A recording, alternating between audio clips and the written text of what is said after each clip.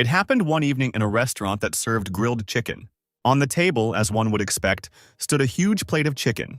A European-looking man named Hugo, a holy sign of Sagittarius, said that tomorrow Harry, the 13th awakened, was destined to die. Harry, who was sitting opposite, chewing chicken, asked discontentedly, "Do you really think so little of me?" The man's face was covered in scars, and he had one blind eye, and he had the hood of his jacket pulled over his head. Harry asked if it was because he had taken all the legs from the plate. A little angry, the man opposite replied that it was not like that at all. Continuing to chew his chicken, Harry said that he understood the reasons for his concerns, but he had nothing to worry about, and he was definitely not going to die. He chuckled and said that he had killed more misfortune bringers than all 12 constellations combined. So how could someone like him die? Hugo just clasped his hands together tensely and stared at the table. There is a demonic tower in this world. This tower is the home of a terrible monster that can bring death to all mankind.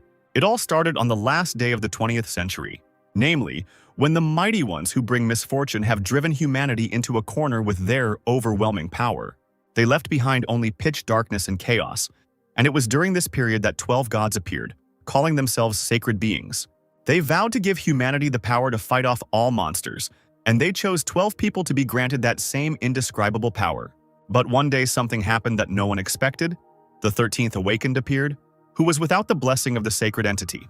Moreover, this awakened one was so powerful and so incredible, and therefore even the 12 saints were not his equal. And this awakened one was none other than Harry. Hugo and Harry reached the entrance to the demonic tower, where 12 saints were already waiting for them. Hugo thanked the man for the fact that it was thanks to him that they would be able to organize an attack on the demonic tower. Sitting down on a rock, Harry replied that words were not enough, and that he wanted a 5-year supply of fried chicken, to which the man asked him if he was not tired of it yet. And then he irritably noticed that the man continued to pronounce his last name incorrectly, to which Harry said that his last name sounded stupid. One of the saints, a girl with long blue hair, said with a smile that after defeating the red-eyed one, an incredible reward would await them, to which the man who was next to her chuckled and said that the reward would be at least $100 million, since this monster is considered the most terrible. Suddenly, Harry, covering his face with a scarf, told them that they would be better off asking for 10 years of accommodation in a 7-star hotel somewhere in Hawaii. And then he said that it would be better this way, because of the red-eyed one, many countries are on the brink of crisis. The man who had spoken earlier about the reward grinned nastily and called the boy. And then, with the same grin, he asked him if he shouldn't raise his standards if he wanted to work with them, and if he didn't want to heal his disfigured face and body. Looking at their backs, Harry thought that they were not saints at all, just a bunch of scum who only cared about their own gain. Suddenly, the two turned around and addressed the guy again. Laughing nastily, the man told the guy to stop rushing to help everyone he came across, because only a few victims would recoup that price.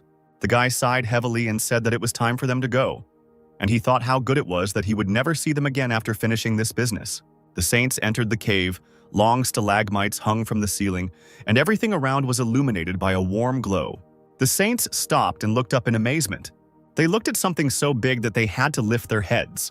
As it turned out, they were already in front of the Lord of the Demonic Tower, next to whom they all seemed like small flies. Harry thought that just one look at the Lord made him feel a terrible pressure. Suddenly, the ruler opened his mouth from where something lit up, and his gaze did not leave the people who came to him.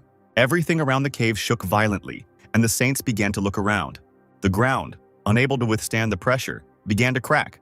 The pressure was so strong that Harry put his hands out in front of him to protect himself as he began to be swept backwards.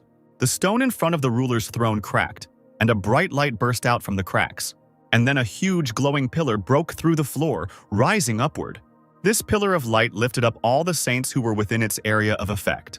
A pillar of light burst from the roof of the castle, and everything around was illuminated. Soon this light faded, and everything around was filled with smoke. The frightened saints, who missed this pillar of light, hid against the walls of the castle. At their feet was a cliff, under which lay a whole lake of lava. The throne of the ruler remained untouched. Only the smoke from this blow hid it. The Lord raised his head smugly, looking around, a wide smile on his face. The saint girl had already recovered a little from this action, but her body continued to tremble slightly, and she could only quietly say that they needed to run. And then she screamed, and all 3 saints who were still alive immediately ran back. Harry remained standing where he was, turning to face them, and quietly said that he couldn't believe that these bags of shit were called saints. He gripped the handle of his weapon tighter, thinking that it didn't matter to him anyway. After all, he will be the one who kicks this red-eyed guy's ass. And then he, breaking the earth, instantly rushed forward. With a sharp movement, he jumped up and found himself right at the level of the monster's forehead. The guy swung his weapon to strike. After some time, Harry continued to strike. He didn't know how much time had passed, but he didn't stop killing monsters. His eyes glowed with a terrifying blue light, and in his teeth there was a dagger. Only one thought was in his head: I must cut up monsters. In the shadow of the cave, many red eyes appeared, different in shape and size. A huge number of monsters appeared in front of Harry, who no longer had his jacket on, and he thought that this was a special trap in which more and more hordes of monsters were constantly appearing. Harry no longer had his left arm. His body was covered in scars, but his eyes continued to sparkle with a cold blue light. Clenching his jaw even harder, causing his gums to bleed, he wondered if they all thought he would give in so easily. There was a mad light in his eyes as he promised himself and all the saints that he would survive and tear them all to shreds. Time moved forward inexorably, and now 20 years have passed since that moment. Harry was approaching another monster, who exclaimed that this could not be. He asked the man how he got there, to which Harry replied that he was the last one left. The monster pressed himself even more tightly against the stone and screamed in panic, begging for help. Harry raised his foot to step on the monster, a long beard already growing on his face, and he said that it was already over. Then he crushed the monster's head with his foot, sending blood spraying into the air.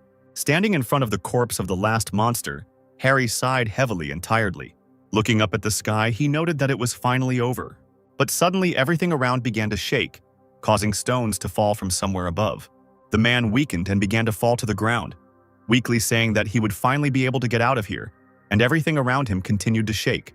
And then he fell to the ground and the stones covered his body. After some time, it was already daytime outside. The city's high-rise buildings had long since been destroyed, and the air was brown from dust and dirt. The boy running next to the older man said that he had said that this was not the best way, to which the man replied that he had not known that things would turn out this way, and that he had been told that today was safer than usual. And as it turned out, several high-ranking monsters were chasing them. The guy, with tears in his eyes, exclaimed that everything was bad. And yet the fortune teller told him that today, he would meet a monster with whom he should not associate himself. One of the monsters suddenly pushed off the ground and jumped. And then, he landed right between the boy and the man. The guy fell to the ground, and in anger, he hit the ground with his fist. As it turned out, they were now surrounded by these monsters and therefore could do nothing.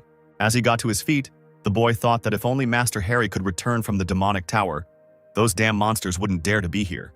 And suddenly the gates of the demonic tower swung open. The boy and the man stared at this in surprise. And then there was an explosion. Trying to protect themselves from the gusts of wind, the boy and the man put their hands in front of them. And, as it turned out, part of the land was simply destroyed, causing a circle to form on the earth. The boy and the man were buried under rubble, and the second asked what it was. Suddenly he called out to the boy, calling him Charlie, and said that someone was coming out of the destroyed tower. And indeed, someone came out of the tower, and his strong hand appeared, with veins bulging on it. A lonely figure stood in the midst of this ruined area. This someone clenched his hands, cracking his fingers, and sighed with relief. Dark lightning appeared from his body, and the man exclaimed that these bastards had struck him in the back and left him to rot in this hole. He suddenly thrust his hand forward and shouted that they were now in complete shit.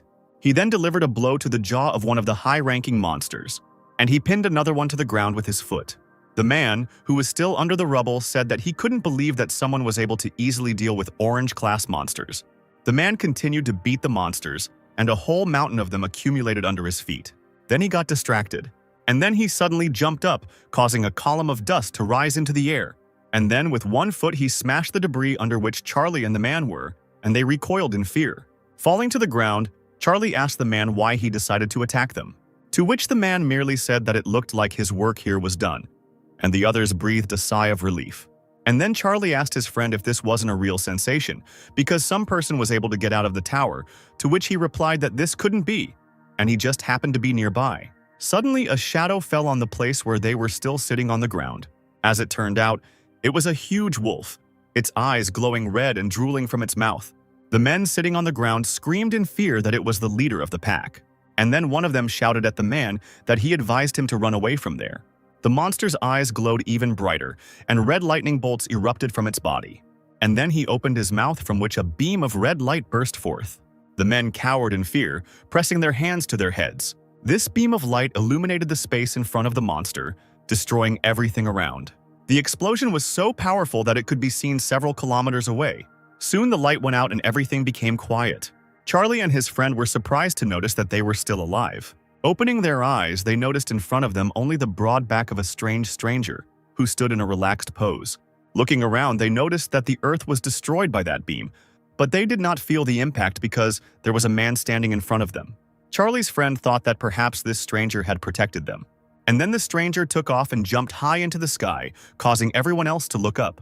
The man raised his hand to strike the huge dog. With one powerful blow, he smashed the beast's head into the ground. Charlie and his friend were quite surprised by this. The stranger landed on the ground with a grin on his face. And then he proudly turned to the men, while the corpse of the monster lay behind him. He said that he was definitely finished now, but he himself noted with displeasure that it stunk in there.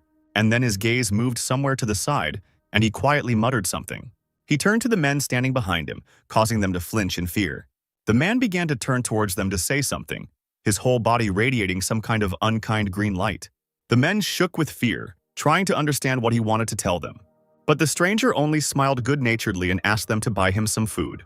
He scratched his head awkwardly while the men just fell silent in shock. And then he added that clothes wouldn't hurt either. After some time, the stranger and the two men reached a small cafe.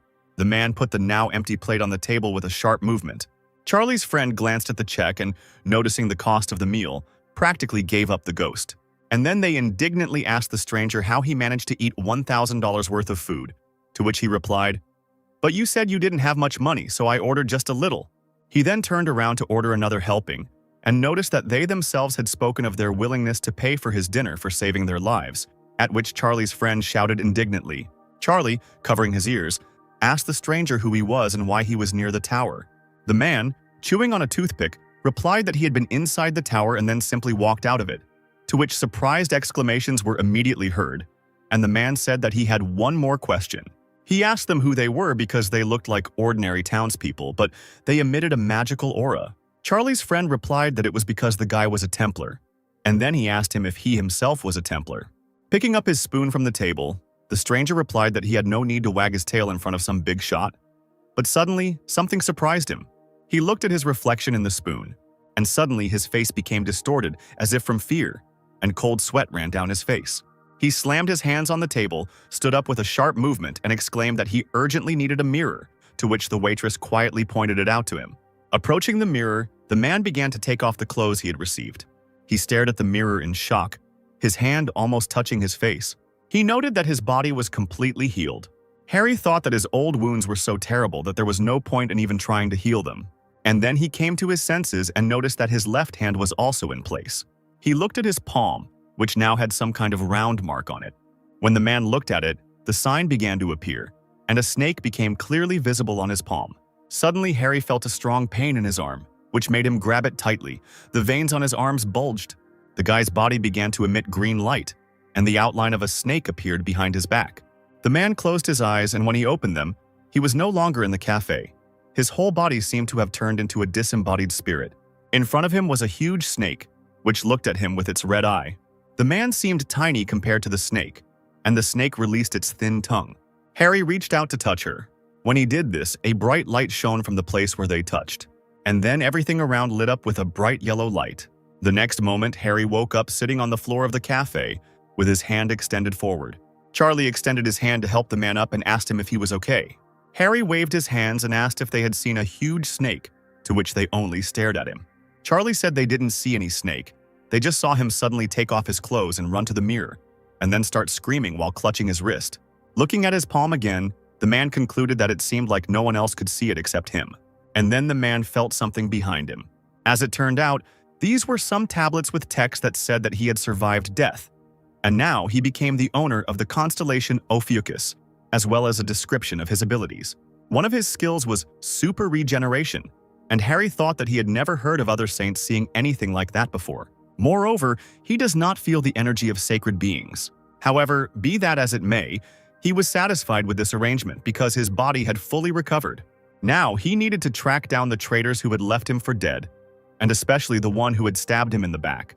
Harry, thinking about this, tensed his hand, causing his veins to bulge, and he said that this whole body began to tremble just from the thought of revenge. And Charlie and his friend, noticing the strange behavior of the man, shook with fear. At the same time, somewhere in the place where the incident took place, police tapes were already hanging.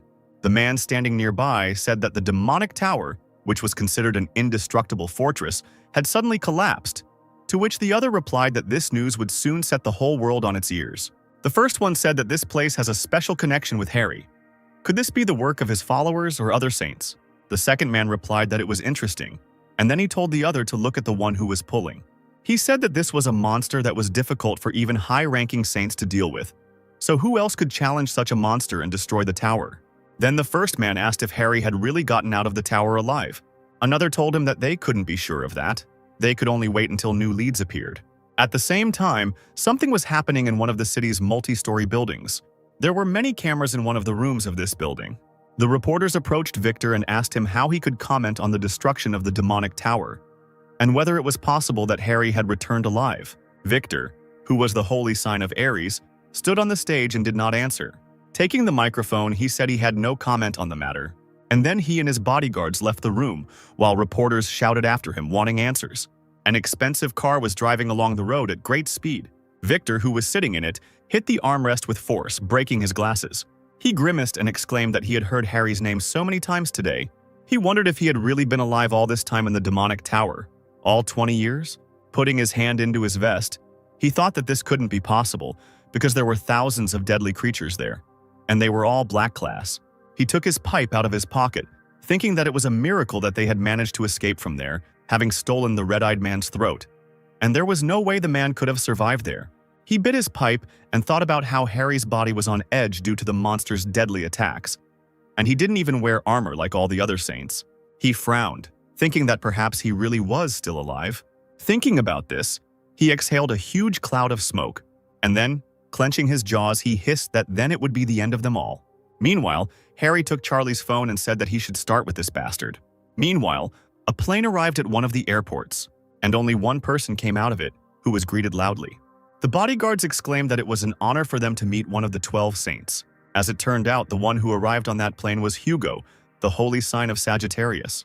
Descending to the ground, he asked the still bowing men where the Prime Minister was, and they replied that he was waiting in his office and that transport was ready. Hugo immediately headed towards the car, and the bodyguards bowed even lower. One of them, looking after the man, remarked with admiration how majestic he was. He said that this is exactly what a truly chosen person should look like. The car drove quickly along the road. Hugo sat silently on the seat, crossing his legs and looking out the window. Suddenly, his phone vibrated. Somewhat annoyed, he thought that it must be those annoying reporters again, and he couldn't believe that rumors about Harry's return had become so popular. He angrily turned the phone face down and exclaimed that 20 years had already passed, and his phone finally went silent. Frowning, the man stared out the window again. He remembered his words to him 20 years ago about Harry being destined to die tomorrow. As Harry replied, he had no idea that he had such a low opinion of him. Thinking about how when they attacked the demonic tower, at Harry's request, he went outside and held back the incoming hordes of monsters. He wanted to believe that his premonition was deceiving him, and that Harry would be able to get out alive. That day, after leaving the cave and meeting the other saints, the wounded Hugo asked them why Harry was not with them. And then it turned out that the saints who had entered Harry together had abandoned him and returned with the head of the red-eyed man.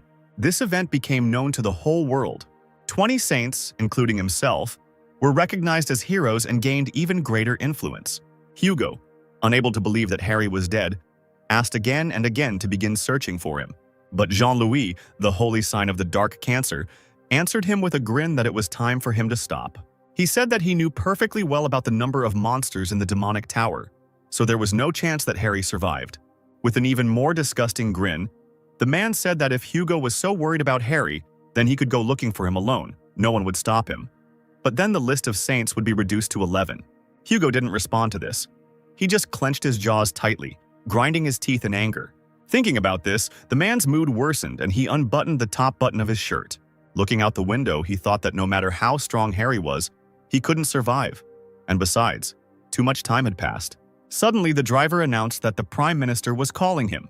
The man took the call, and the Prime Minister asked him if he could talk. to which he replied that he could and asked what was the matter. The Prime Minister asked him if he had heard the news yet, and then said that it seemed the demonic tower had been destroyed.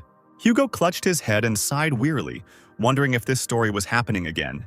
And then he said that if the man wanted to ask him to start looking for Harry, then he had to refuse. Frowning, she said that the man died that day and that the incident with the tower was most likely a setup by his fans.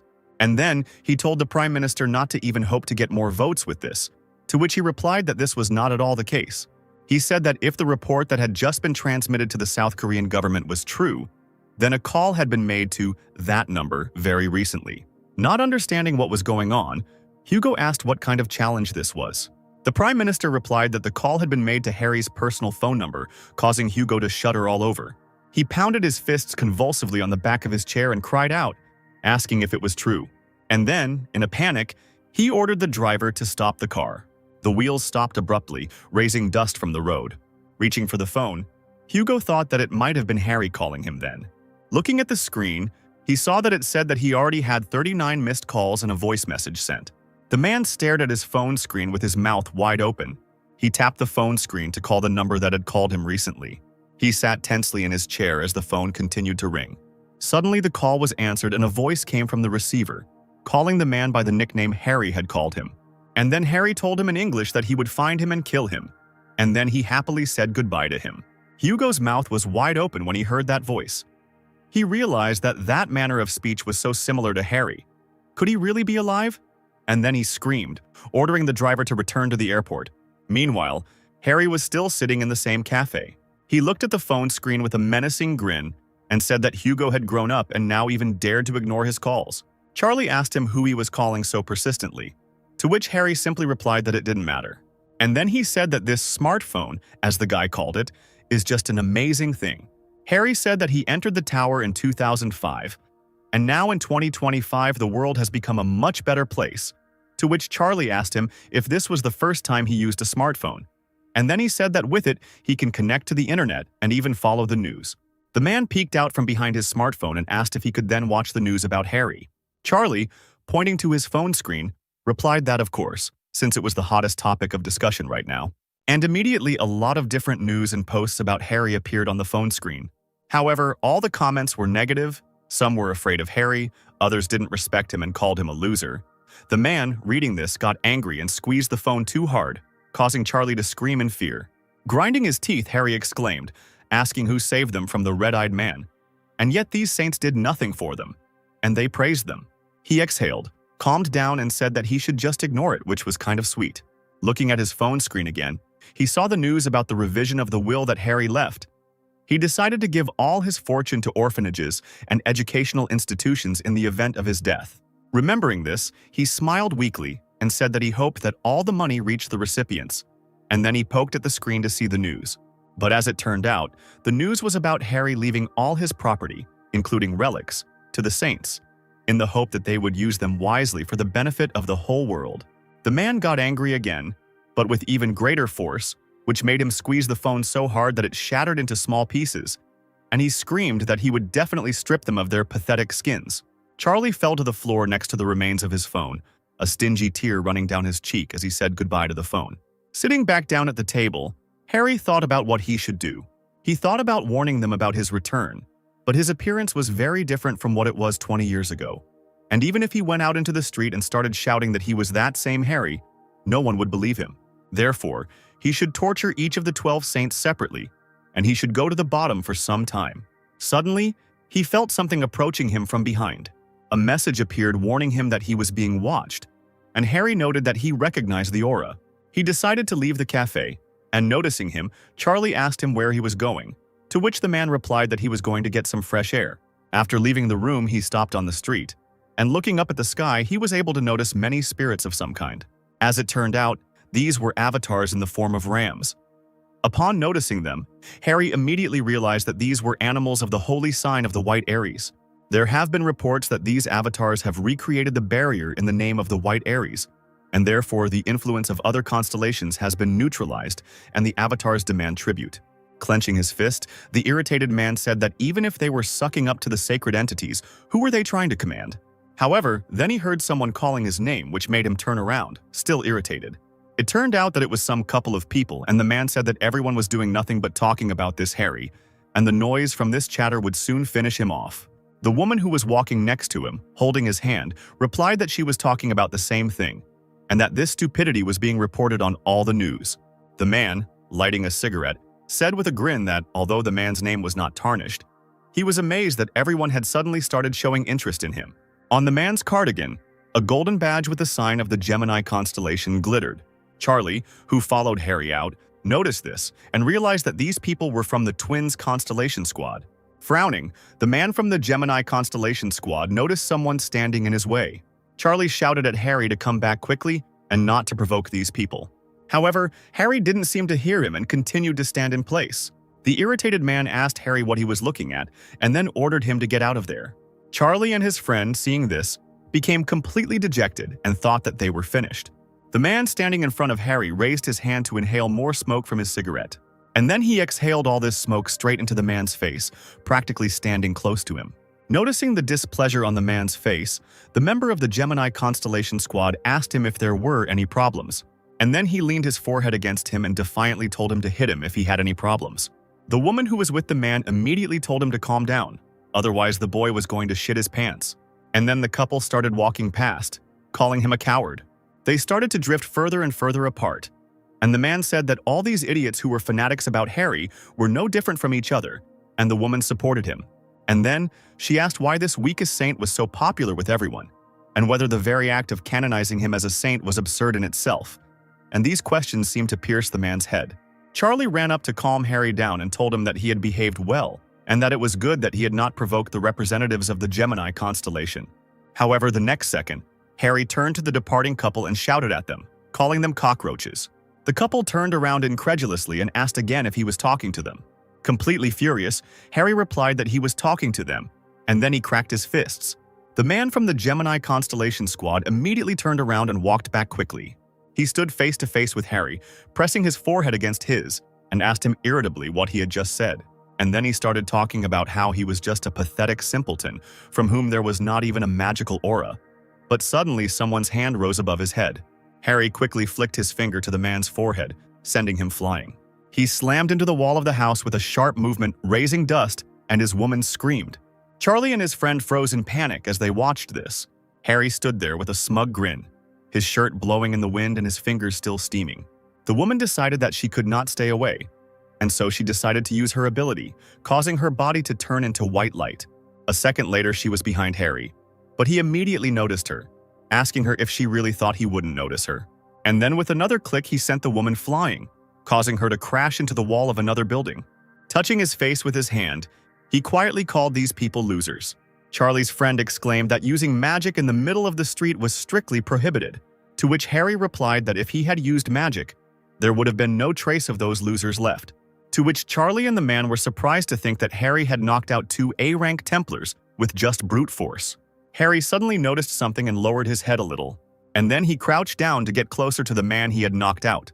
He carefully picked up the medallion that hung around the man's neck, and then, with one sharp movement, he tore it off. And then he said that this is exactly what he felt when he hit the man, and he asked if it was a relic. Having looked at the medallion more closely, he asked where these people had obtained the relic, since only saints should have them. In response, Charlie asked the man if he really knew absolutely nothing, and then he said that several decades ago, humanity was practically wiped off the face of the earth. But thanks to sacred beings and the constellations they chose, people managed to survive this disaster. However, only 12 people could not protect this entire vast world, and so they decided that they had to start gathering followers, which today are called branches. Those who were given a piece of the power of the saints began to be called templars. Such people began to be divided into ranks, according to their level of power. First saints, then cardinals, then bishops, and finally templars. The main source of strength for the templars is their faith, so there is strong competition and recruitment between branches.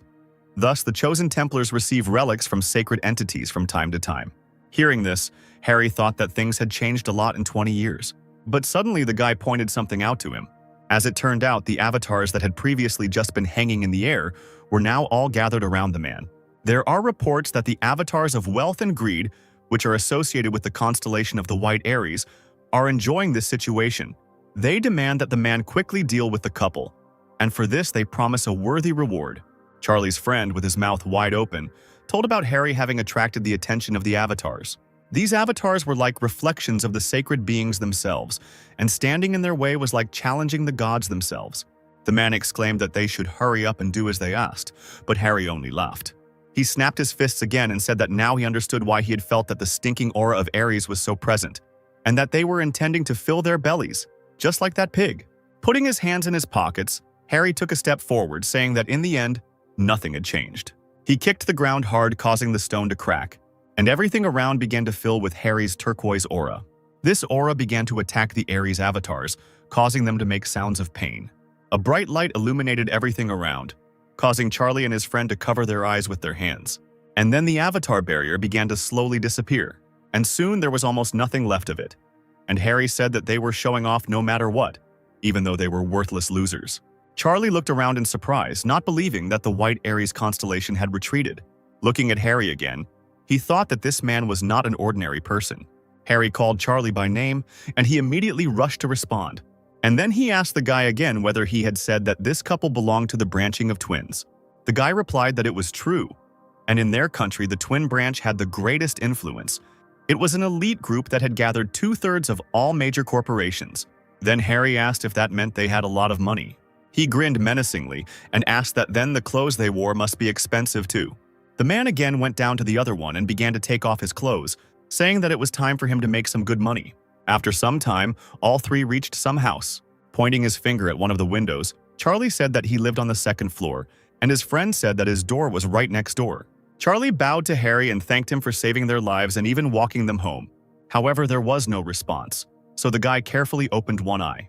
Yawning, Harry asked them if they were going inside because he was already sleepy and he had clothes in his hands, while Charlie indignantly thought that this guy decided to spend the night with them. But the guy still let the man into the house, and he quickly took off his clothes, and strands of black hair flew onto the floor. Harry, now with his hair cut short, stood in front of the mirror, his hands on his hips, and then he looked at himself in the mirror and grinned. Charlie, seeing his new look, raised his finger up and said admiringly that the short haircut suits him very well. He exclaimed that the man looked even cooler now, causing Harry to become a little embarrassed and look away. He smirked as he thought about how in the past, due to the side effects of his abilities, he treasured every hair. Who knew that he would be fine with it now? But then he heard some sound and frowned.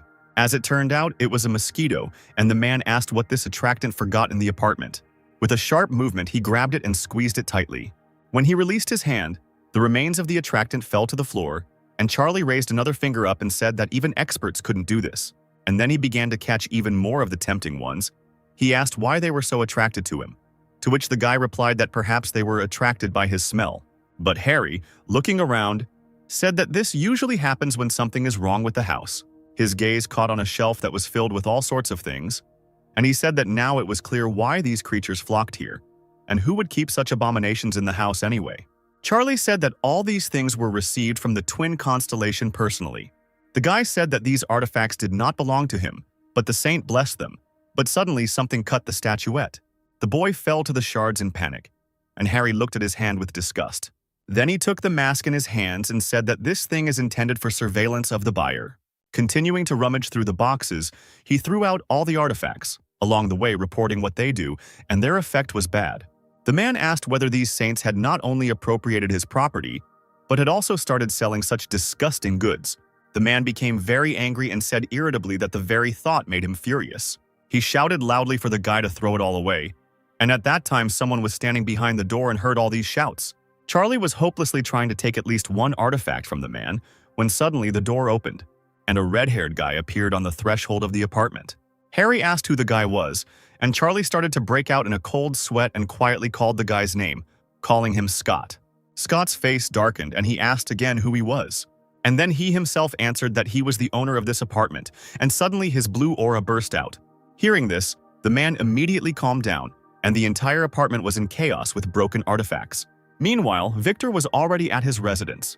He, in shock, asked again about the Korean avatars having disappeared. The subordinate, who was kneeling in front of the stairs, replied that this was indeed the case, and that it had caused a great deal of fuss in Korea. Gritting his teeth, Victor wondered who could have done something like this. He thought that the avatars were direct representatives of sacred entities, and therefore only someone unusually strong could disperse them. The man told his subordinate to contact the other saints and ask them if she had anything to do with this. The subordinate replied that he understood, but the shooter had not been in touch for a long time, to which the man replied that this was no cause for concern, since Hugo had warned that he was going to get a new position in the UK. The subordinate then said that they were informed that upon arrival at the UK airport, he immediately transferred to another flight. This made Victor turn around and he asked where the man was heading, to which he was told that Hugo had gone to South Korea. Victor thought, rubbing his chin with his hand. He thought that Hugo was on good terms with Harry. So could his actions be connected to tears about the return of that bastard? Could it be that he actually survived? The man cursed quietly and grabbed the candelabra. And then he shouted that this was all ridiculous nonsense and threw the candelabra at the floor, which his subordinate barely managed to dodge. Victor cried out for him to report to him more clearly, and then he asked what else was there. The man replied that an unconscious branching Templar had been found at the place where the avatars had disappeared. He was lying in the middle of the street wearing only his underwear. And also, according to witnesses, before this he got into a fight with a handsome young man. Victor latched onto the word handsome, and then he assumed that it couldn't be Harry, since his face was covered in scars. He thought that things weren't going too well anyway, and it was entirely possible that he had managed to get out alive. For some unknown reason, the Korean avatars disappeared. And what's worse is that they failed to finish off the Spider Queen. Victor clenched his fist tightly, thinking that at this rate his position could be in jeopardy. And then he ordered that his plane be prepared, to which his subordinate raised his head and asked him if he was really going to go there personally. The man answered in the affirmative and said that he wanted to see everything with his own eyes. He grabbed a coat that was lying nearby and swung it around, throwing it over his shoulders. He frowned and said that he absolutely had to see for himself all this hell that was going on in Korea. And he walked forward, lighting a cigar. Meanwhile, the member of the twin branching was taken to the twin branching hospital in Korea. The man was lying on a bed with sensors attached to his chest, and on his face he had a breathing mask. An old man approached the man's bed. His hair was gray and his head was almost bald. His face had age spots. The old man exclaimed, asking who dared to harm his grandson. When no one answered him, he turned to the man standing against the wall, and the man said that there was no need to worry so much. The man replied that the saint of the Gemini constellation had sent him specifically to sort this out. This man's name was Mike. He was a Templar of the S-class of the Gemini branching. Meanwhile, Harry and Charlie told Scott everything, and he asked again whether they had really met at the demonic tower. He continued asking about the events, clearly not believing them, and Charlie just nodded in panic, sweat running down his face. Scott screamed at him to stop lying to him, and besides, the man had destroyed all of his artifacts, to which Harry said they were fakes anyway. The guy asked the man what branch he was from, to which the man asked him if he really thought he needed something like that. Then, an irritated Scott asked what god he believed in then, to which Harry replied that he didn't need those 12 idiots. The guy asked his rank, to which he also did not receive a normal answer. Then, he decided to ask his name.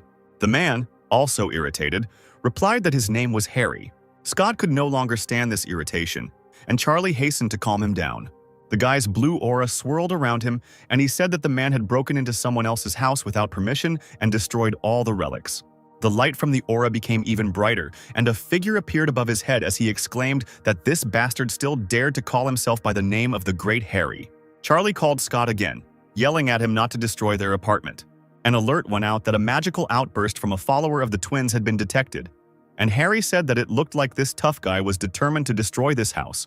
The man then activated one of his new skills, God's Gaze. Then, information appeared that Scott was a follower of the A-rank twins. His nickname was Crushing Blow. Information appeared about his skills and personal traits, and the most important was his trait Genius, thanks to which the effect of training was 200%. Harry thought that at such a young age the boy already possessed high-ranking skills. The trait of Genius was clearly not just for nothing. A figure appeared above the boy's head and screamed loudly, causing his eyes to glow blue. Trying to defend himself, Charlie shouted at the man to run as fast as he could, as Scott was a high-ranking Templar and also a crazy fan of Harry. Scott then asked the guy if he was crazy and then told him to get out of his way if he didn't want to get swatted.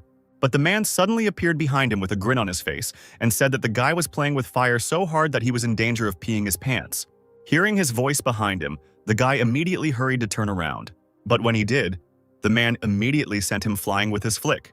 Scott fell to the floor, his blue aura fading, And the man said that at this rate, this idiot would have burned down not only his apartment, but the entire house. Charlie asked in a panic if he was okay, to which Harry replied with a grin that everything was great. However, this did not completely convince the guy, and he looked at his friend uncertainly. Meanwhile, Scott lay unconscious on the floor, with a huge bump on his forehead and foam coming out of his mouth. Harry went to his room to take a nap, and Charlie began to slow down Scott so that he would wake up. The man entered one of the rooms and slowly closed the door, and then he froze and stopped at the door, looking around the room. The entire table was covered with hairy figurines. The man with a darkened face asked what it was, to which Charlie said that he had said that Scott was obsessed with Harry, and the guy, who had already woken up, asked him to be careful with the figurines. But the man immediately broke one of them, saying that they irritated him, and therefore he needed to at least tear off the head. Charlie tried to drag his friend out the door while he screamed at the man that he was a fucking psycho, to which the man responded that he was Harry, not a fucking psycho. Scott screamed hysterically, tears running from his eyes and snot from his nose, his face twisted in pain. Meanwhile, someone was sitting in one of the cafes in Korea. News reports indicated that yesterday afternoon, 2 members of the twin lineage were attacked by an as-yet unidentified individual with the stated intent of stealing items. Hugo, who was sitting at the table, covered his face with his hand, thinking that this was definitely Harry's doing. And what was he thinking? The waitress approached the man and, with a smile on her face, asked him if he was ready to order. But the man irritably told her that Victor should stop this clown show and get out of here. Victor, in the body of a waitress, answered with a grin that he had figured him out too quickly, and therefore it was not interesting. And then he said that he hadn't been able to contact him for a long time, and therefore was glad to see him. He leaned on the man's shoulder and said that, judging by his hasty arrival in Korea, he came here because of Harry, and therefore he should tell him everything. Hugo snapped his fingers and said that this is exactly why he hates this pervert who steals people's bodies. The girl's body jerked in response to this, and she came to her senses. And then she asked, confused, what she had just done. The man slammed his fist on the table and thought about how he needed to get to Harry as quickly as possible. The next day, Charlie and Scott went to the hypermarket. Charlie asked his friend if the man could really be Harry, to which he replied that he looked completely different. And then he cried out that Harry is also a hero of humanity. He can't be such a redneck. To which the guy replied that he definitely saw him coming out of the demonic tower, and his strength was amazing. But Scott only answered once again with confidence that this couldn't be, because his father had told him so. And then he quickly hushed up the subject. Suddenly someone shouted that there was a thief here, and the guys stopped, looking around. And then something suddenly knocked them off their feet and turned over their cart. As it turned out, it was that same thief. Falling to the floor, Charlie noticed that he was very fast, which meant that he was from the Scorpio branch, and his friend said that he was wasting his powers on bad things. The thief began to rush quickly from side to side, stealing everything he could. The thief thought that these pathetic Templars could never catch up with him. He gritted his teeth, thinking that he had already made enough money, and therefore it was time for him to go. But before he could do so, someone hit him in the stomach, stopping him. The blow caused the man's eyes to open wide and turn red, and drool began to flow from his mouth. It turned out to be Harry, and Charlie asked him what he was doing there, to which he replied that he had forgotten to tell them to buy some chicken. Then someone told the man that he was very good, since he was able to catch a member of the Scorpion branch, considering their speed. It turned out it was Mike, and he said that the man was just an ordinary follower, and therefore it would be better to call the police next time. Harry looked at the man and wondered what kind of guy he was. But the next moment everything behind them shook, causing the men to turn away from each other. The rest of the people in the hypermarket were also scared by this shaking. The thief, who had already come to his senses, thought that this was an excellent chance for him to escape, and then he quickly rushed forward towards the doors. He thought that he could have been caught because of this strange man, but the earthquake came in handy. But suddenly he noticed that the floor in front of him began to crack. He managed to stop, and the next moment a huge monster in the form of a centipede jumped out of the ground. The thief raised his head and asked why the attractant appeared in the green zone. He took a step back, thinking that he needed to get out of here before it was too late. And then he jumped high into the air. The man grinned and thought that, even though this creature was strong, it would never be able to catch up with him. But at that very moment, a monster's wide-open mouth appeared at the side of the man, causing the man's face to freeze. The monster devoured the man, and then he sank to the ground, and the crowd could only watch. And, as it turned out, there was someone sitting on the monster's back. The Spider Queen looked coldly at the crowd below with her red eyes. A message came from the loudspeakers that an emergency had occurred. a bad guy had appeared in the hypermarket, and everyone needed to return to the building immediately. Meanwhile, the monster rushed at the crowd, which was running away in panic to return to the building, and a voice announced that due to the invasion of the Spider Queen, this zone was turning red. The alarm was still sounding, people were panicking and trying to escape, and one little boy stopped in the middle of the road crying loudly. The monster's mouth opened wide, and he was about to devour this easy prey. But before that happened, Harry landed on the monster's head. The boy froze, looking at his savior, his body shaking slightly, and Harry told him that he should be more careful. The man extended his hand to him with a smile on his face, his eyes shining with a turquoise light, and he asked if he was hurt. But the next moment the boy rushed forward, running away from his savior. The man cleared his throat awkwardly and said that the boy seemed to be okay. Rising to his feet, he asked what this giant was doing here. The monsters began to pounce on the man, and then a turquoise snake began to form next to him. The snake's head appeared next to him, and the man asked about how today he would be able to have fun for the first time in a long time. Meanwhile, the black car was driving quickly along the road. Victor, who was sitting in this car, asked his subordinate to repeat it. The subordinate said again that the creatures that brought misfortune appeared in the middle of the hypermarket, to which the man asked him to repeat the name of that creature. Then he said that they were told that it was the Spider Queen. Hearing this again, Victor thought about how they had failed during the raid, and he had barely managed to put the seal. Had she already escaped? Clenching his fist, he thought that there was no way he could defeat a red-class monster on his own.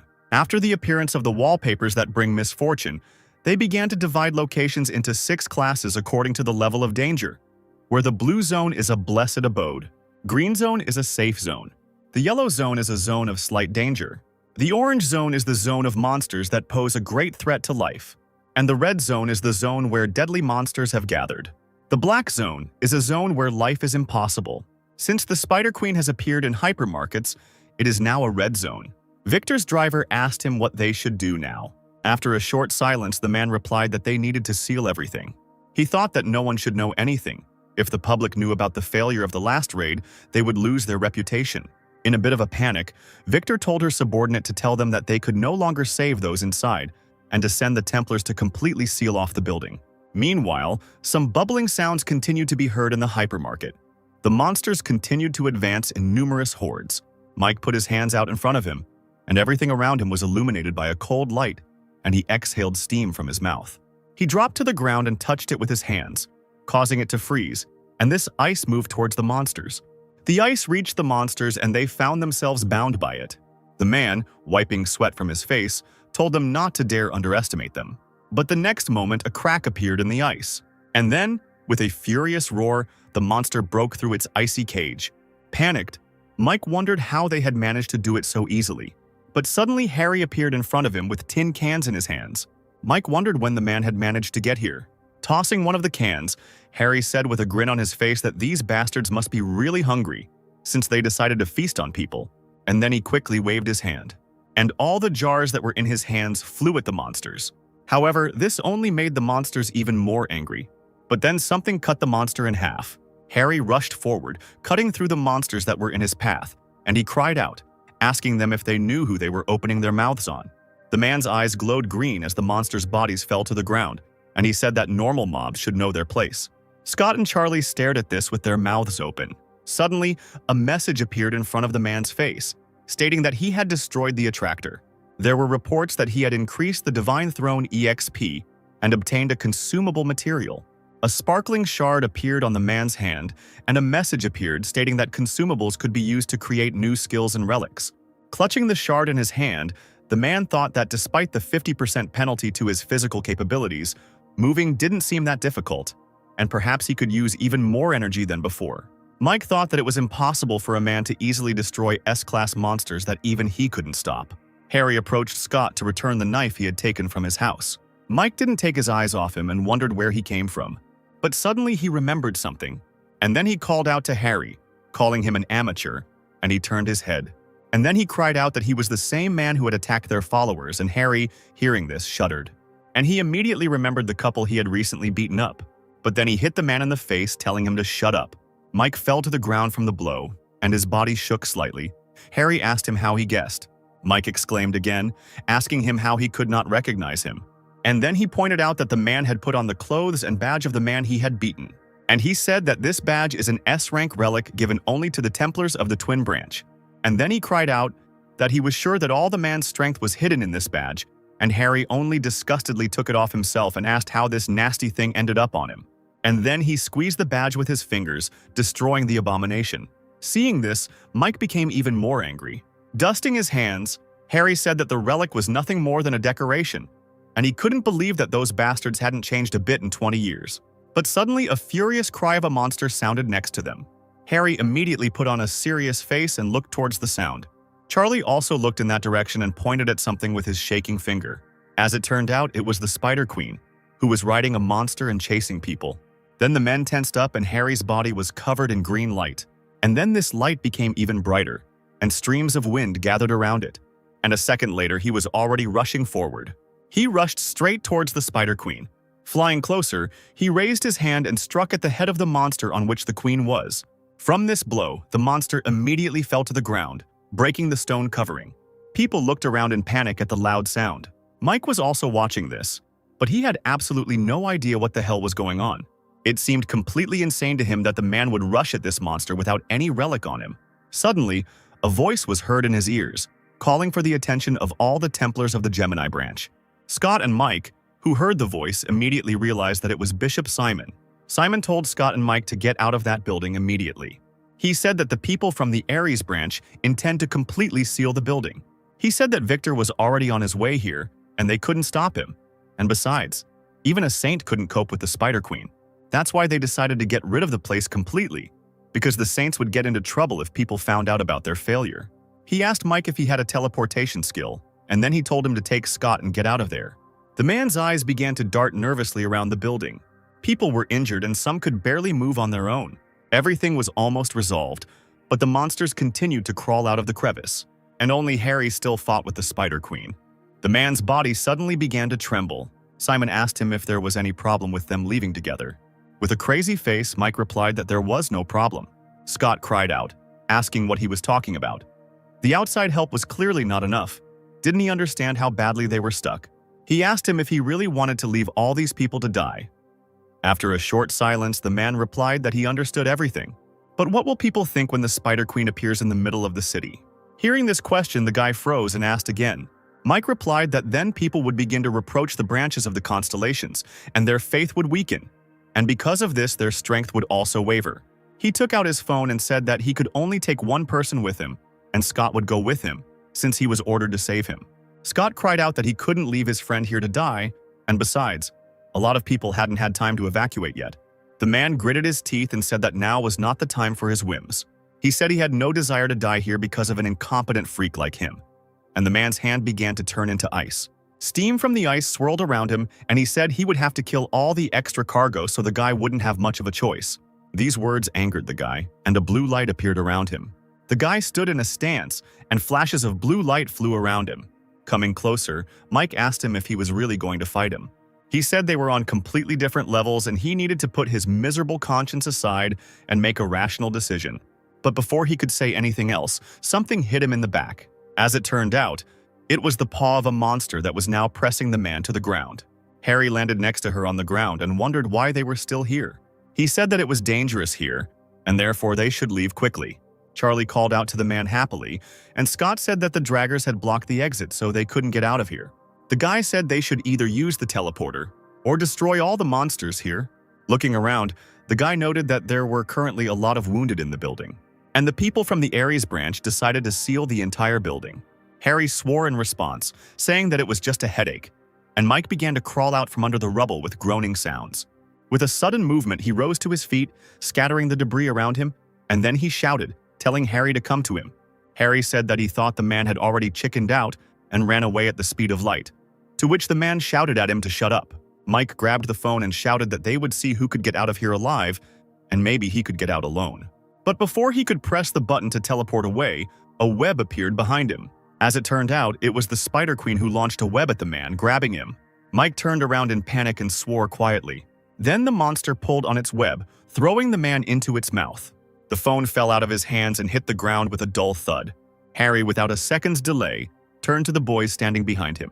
Turning around, he told them to take care of the wounded, and he would sort everything out here, and then he would join them. A green light enveloped his body as he said it wouldn't take long. Meanwhile, the Ares branching barrier continued to surround the building.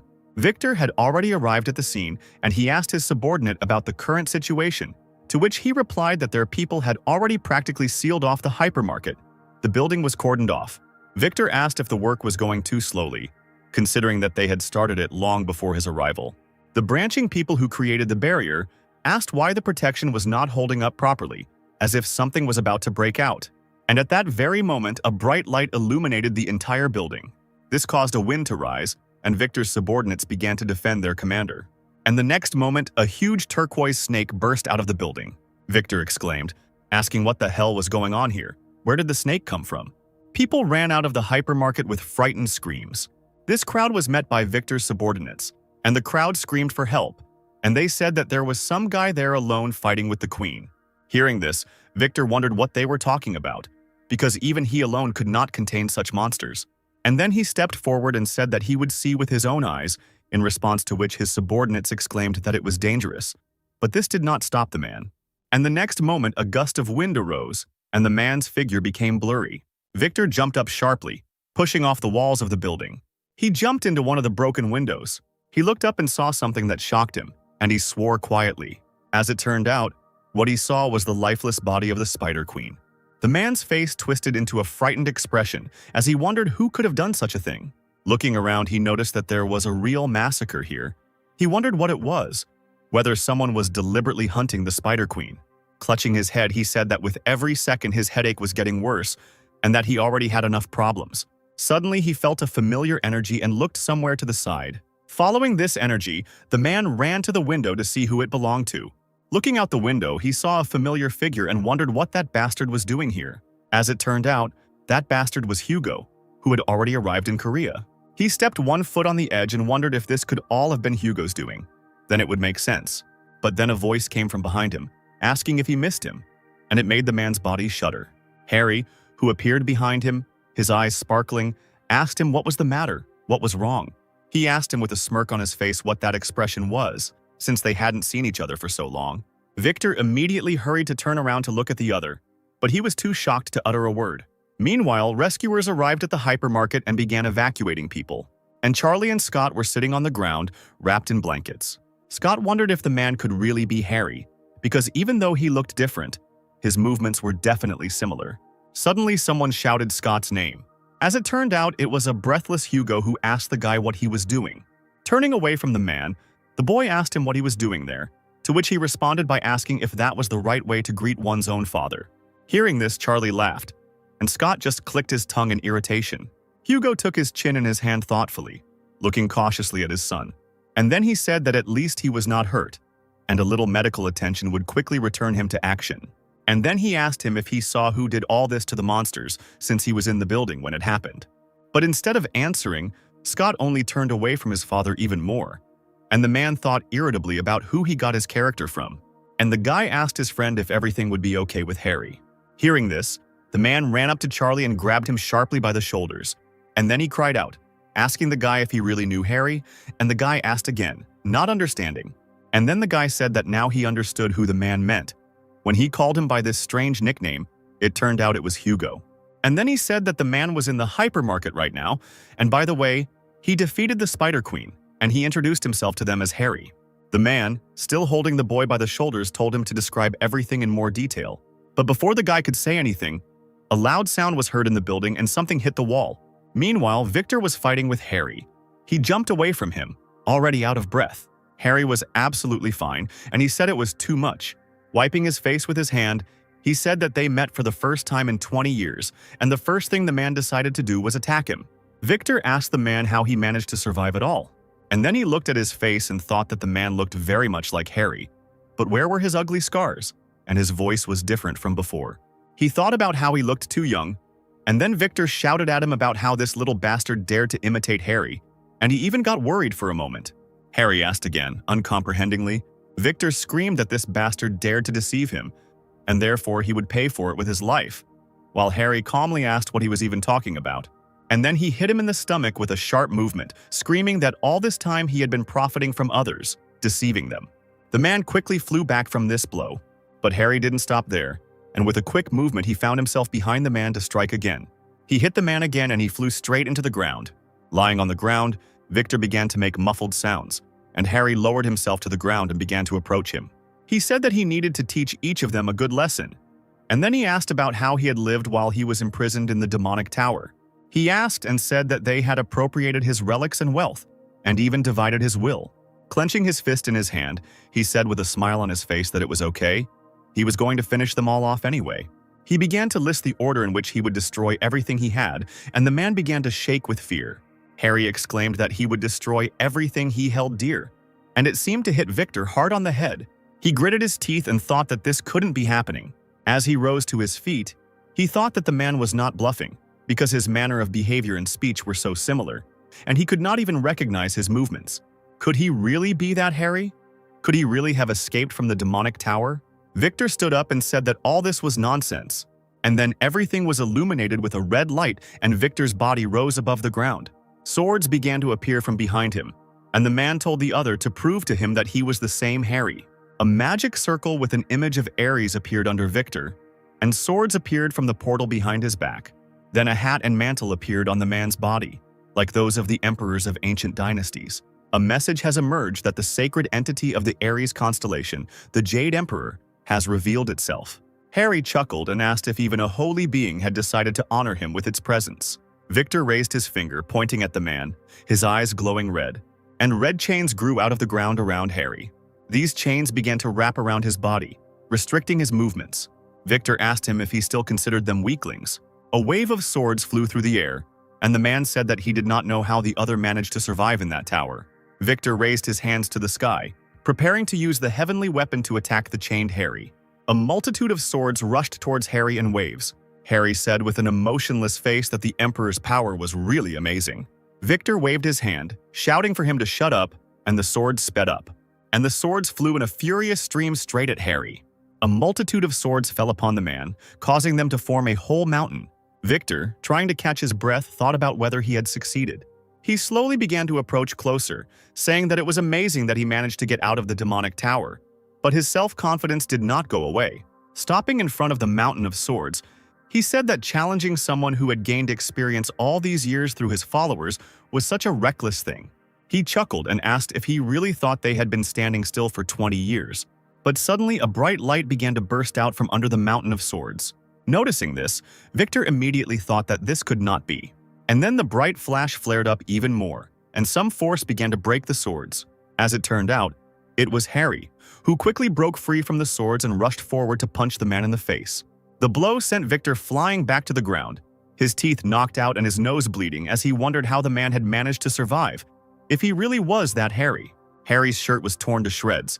His body was covered in scars, and he stepped on it, angrily asking the man if he finally recognized him. And then Harry exclaimed that he had returned for their souls, and therefore they should prepare for the worst. Holding his nose, he said that even his weapon smelled like shit, while his wounds gradually healed. Noticing this, Victor thought that such a level of regeneration was impossible even for Aquarius with her skills as a healer. Reports surfaced that Harry had survived death again, and that the power of the 13th skill was now unlocked. And Harry chuckled and thanked the man for making him stronger. His eyes flashed with an evil light as he asked why he didn't try his new skill. Energy emanated from his body, tearing apart everything that came near him. And Victor, raising his shaking hands, begged him to stop. But then there are reports that the sacred entity of Ares is watching Harry in shock. And the sacred entity is condemning Victor, asking why he is still alive. He says that this should not have happened. And then the sacred entity quickly leaves, shouting curses. Victor shook his head, shouting questions about why this sacred entity had left him, and Harry only asked with a smile whether he had really left before it was all over. He flexed his fists in irritation and, still smiling, said that he was so merciful that he would let him feel the pain that he himself had experienced. Meanwhile, Victor's men had already arrived at the destroyed building. One of them looked around and noticed something, and so asked what had happened here. As it turned out, there were many corpses of monsters lying on their path. Hugo, who entered the building with the others, suddenly felt something. His eyes lit up with a bright light as he felt a familiar energy. As it turned out, it was he who felt Victor's energy. He sighed, thinking that this was definitely Harry's doing. He was always causing trouble. And in the meantime, others had noticed Victor's energy. One of them asked why his energy had weakened so much, and the other wanted to suggest something. But Hugo appeared behind him, drawing his bow, and he asked everyone to step back. The arrow shot forward and there was an explosion where it landed. Soon the entire building was filled with smoke, but Hugo continued to hang in the air. Landing on the ground, he quickly straightened his jacket, and the flashes that emanated from his body died down. He looked down somewhere and then quietly cursed at Harry. He looked at Victor's body, which was unconscious, and on his chest was a note that said, "Gone to the pigsty." Meanwhile, Harry had gotten himself some new clothes, and he was already standing in front of the stairs that led to Victor's house.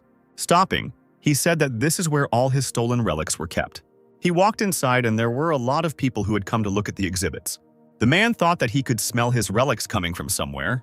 Coming closer, he noted that they were all fakes. The clothes were stolen from his house, but the screaming was definitely fake. Next, he got to the exhibit, which was a toothpick that he had used before.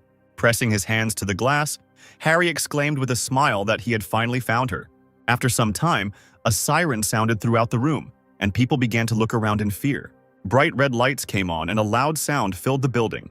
The security guards ran in a friendly crowd to Sector B, where the robber was located.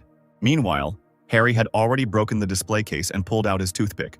At some distance from him, a whole crowd of guards gathered, who ordered him to raise his hands up, slowly put the object down and surrender. A light shone around the boy's body as he said that he didn't really feel like doing it. And then, with a slight movement of his hand, he waved the toothpick in his hands, and some force lifted all the guards up, and the man walked forward. Looking at the toothpick, he said that old things were much better than new ones, and meanwhile the shouts of the guards were heard. Suddenly, a pink ball with a face appeared on the man's hand, and the man said he was glad to see it, and it turned out to be a relic of the S-class, a lump of slime that can recreate anything.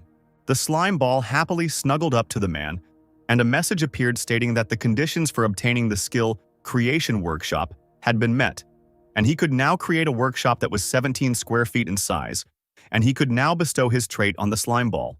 A lump of slime settled on Harry's shoulder, and he asked him if they should head for the exit. Suddenly, a message appeared that a strong aura of the relic of the constellation Aries was felt nearby, and some door began to shine brightly to the side. The man said that he felt a bit sorry to leave empty-handed. As he reached for the door handle, he said it was an exciting moment to receive the award. Meanwhile, Hugo reached Victor's estate, but looking around, he asked if he was late.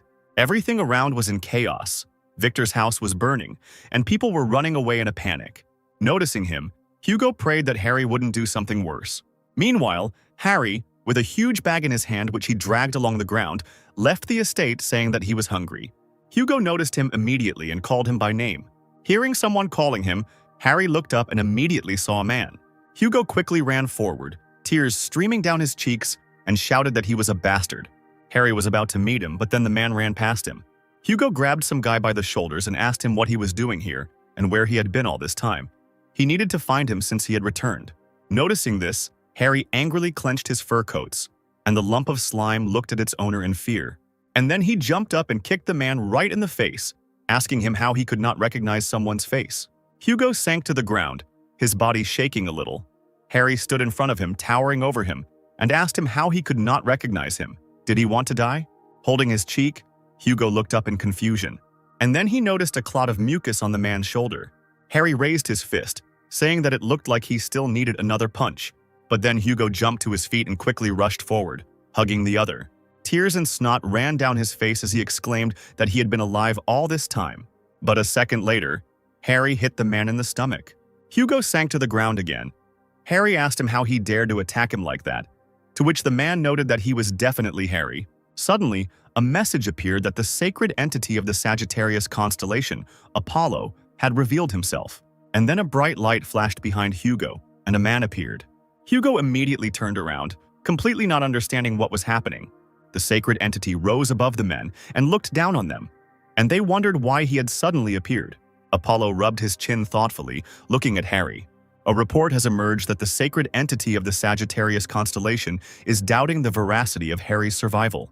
A message appeared that the sacred entity offered to verify this, to which Hugo asked him how he was going to do this. A message appeared that the sacred entity Apollo was pointing his arrow at Harry, saying that everything would become clear when he shot him, in response to which Hugo grabbed the man, shouting that this was not right, and Harry angrily said that he should just get rid of the bum.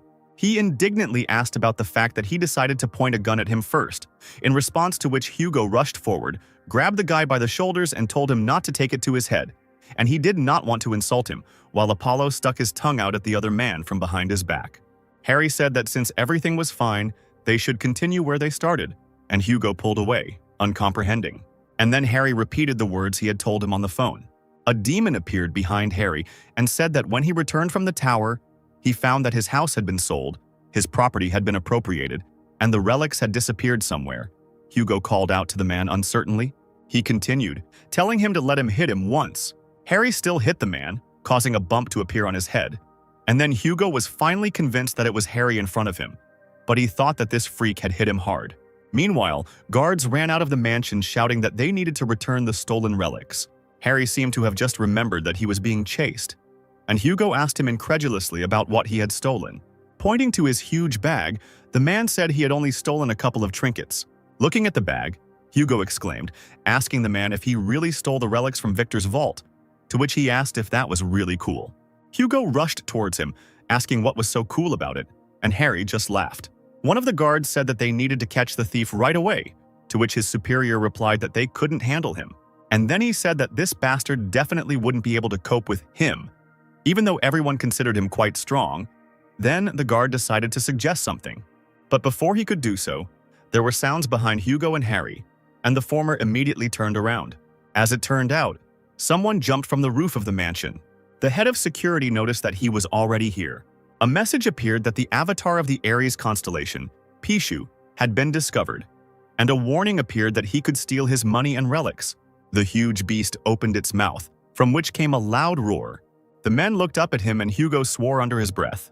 Afterwards, he suggested that the man leave all the stolen things and run away from there, to which he told him to just stand and watch. And then he grinned and said he had a plan. Harry turned to the slime ball named Lime, and he ordered him to give him the knife. Lime's eyes immediately lit up and the outline of a knife appeared in them. And then a knife handle appeared from his mouth. Harry grabbed the handle and swung the knife sharply, searching for it from the clot of slime. Looking at the knife, he thought that it wouldn't be suitable for fighting an avatar in this state. And then he told the knife to show its true form, and black lightning flashed around the man and a bright light appeared. Gusts of wind blew towards Hugo, and he shielded himself from them with his hand, wondering what kind of force this was. Meanwhile, a huge blade stuck into the stone of the platform. As it turned out, that small knife turned into a huge sword with a long blade. There have been reports that the awakened relic is imbued with the aura of the serpent bearer, and the relic has gained more deadly characteristics due to the serpent hunter trait. There were reports that the power of the 13th had been strengthened. He could now see the weak points of his opponents. He was discovering the path of death. Harry happily noted that he had received a new skill, and he immediately decided to use it, causing the whites of his eyes to turn black and his irises to glow a bright turquoise light.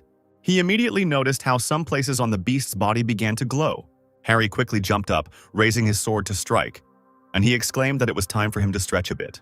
Hugo, who stood aside and watched, said that rushing at the enemy without thinking was the man's favorite tactic.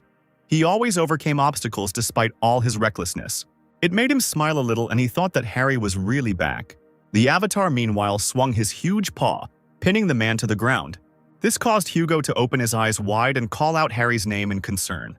But then the beast's paw began to shake slightly, and Harry asked why the man was so confused. With a slight movement of his hand, Gary lifted the beast's paw, saying that he almost died from the stench. And then he chuckled, asking if it was really his turn now. Looking at the man, the beast suddenly froze in fear. A second later, Harry swung his sword, sending the beast's severed paw flying high into the air. Feeling intense pain, the avatar screamed furiously. A warning has appeared that the Beast of Plenty is using its skill. And then the loud roar of the beast was heard again, and a message appeared that Pishu was absorbing all valuables that fell within the radius of action.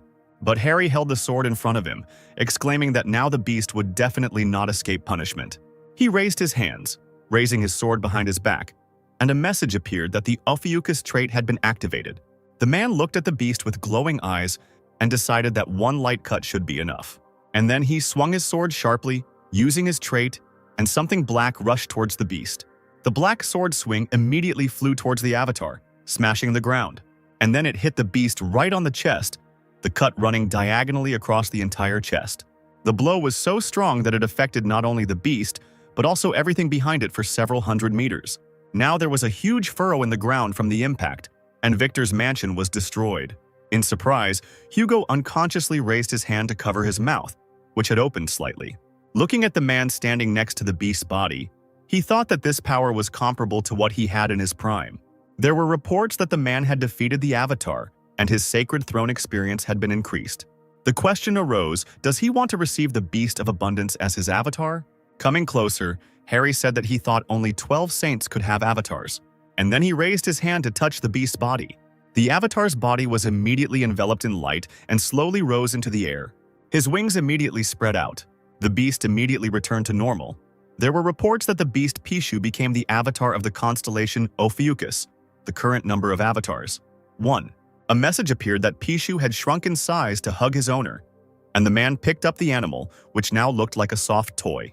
Harry exclaimed that it would be great to use the beast as a repository for his relics, and the man happily spun around with Pishu in his hands. And Hugo wondered when the man had managed to acquire such a skill to appropriate an avatar from another branch. A message appeared telling Harry to choose a new name for the beast, and he froze strangely. And then he shouted that he would name the beast Pigbank. After some time, Hugo and Harry reached the former's house, and Harry called the man a traitor, to which he cried out that he was actually very worried, to which Harry replied that he was so worried that he started a family and enjoyed life. Continuing to twist something in the toy horse, he began to wail, which only made Hugo clench his fist in irritation. Harry got up from the couch, saying that he didn't want to bother the man with his presence, to which Hugo replied that everything was fine and he could stay here since he was alone anyway. The man then said that he shouldn't have brought up the subject to him because it was probably too much for a man to talk about divorce, to which Hugo cried out that he wasn't divorced. Covering his face with his hand, he said that they needed to continue where they left off, and then he asked him about what happened inside the demonic tower, and he himself thought about how he shouldn't tell his family about Harry because they were crazy about him. Hugo said that he stayed outside during that raid and therefore didn't know what happened inside, and he asked about why the others came back with the red-eyed man's head, to which Harry replied that it was a very touching story.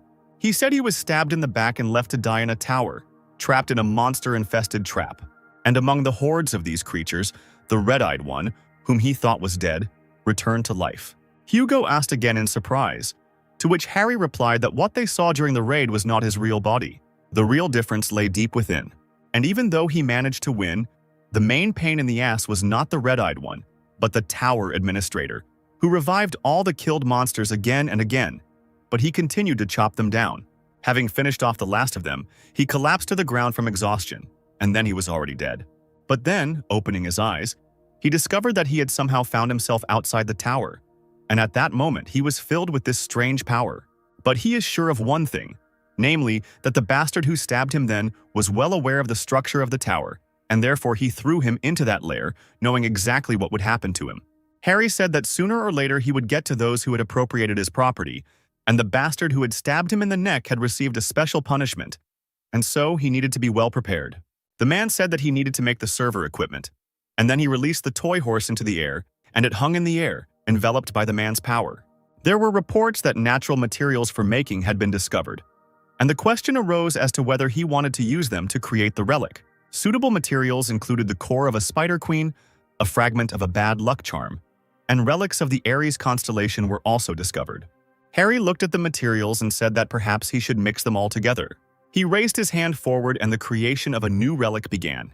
A bright light shone from the windows of Hugo's house. There have been reports that a new B-class relic has been created. A new entity has been recreated. Grabbing the relic in his hands, Harry noted that relics with their own essences are capable of developing on their own. Hugo clapped in admiration, and then he took a closer look at it and said that, considering that it was a very valuable relic, its design was simply disgusting. Then Harry responded by shouting that he had poured so much material into this relic, and he still dared to mock? Turning away from the man, he said that he had thought about making something for him too. But now he suddenly changed his mind. Then Hugo grabbed the man by the shoulder and said that he was just a master relic maker. And by disgusting, he meant that he simply could not feel the full aesthetics of the object he created. Harry hit the man on the head again, then put the object in the bag and said that he would still look at his behavior, and then said that he needed to somehow lure all the saints. Hugo replied that all the constellations would hardly want to leave their residences, to which Harry, putting the chest on the table, said that this should be enough. Hugo exclaimed that it was the royal heirloom of Aries, and the message stated that this heirloom could multiply the number of items stored. The man asked another how he was able to get something that only Victor had access to.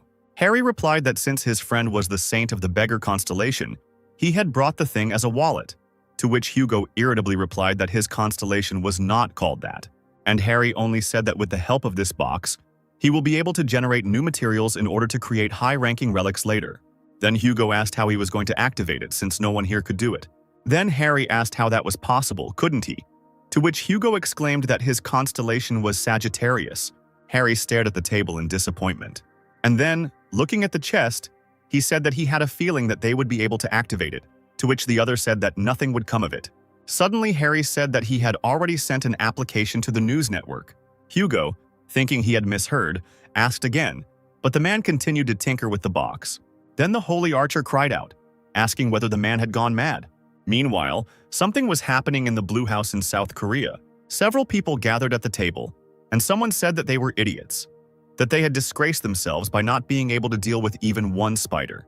As it turned out, it was the bishop of the branching constellation of Leo, Oliver, who was sitting with his feet up on the table, and he said that they should have continued to trade talismans. Why were they getting into battles with the attractors? Another man exclaimed that Oliver should refrain from such statements, to which the bishop said that he had heard that the Spider Queen had been killed by an unknown boy, so had Harry himself risen from the grave. But suddenly someone exclaimed that it was enough, and the lamp that was standing on the table broke. As it turned out, it was Simon, who said with a smile on his face that the Lion Bishop must be very excited about Harry's achievements. Oliver said that it wouldn't be hard for Harry to destroy that huge creature, and then he asked if he saw that video from the burning Russia, to which Simon replied that the whole thing was that he was strengthened by other saints, and they even provided him with better weapons. He said that they would have done better in such comfortable conditions, in response to which Oliver laughed and asked if it was really just a matter of conditions. Simon said he wanted to point out that the Spider Queen was ultimately destroyed by the twins branching, at the cost of the life of an S-rank Templar.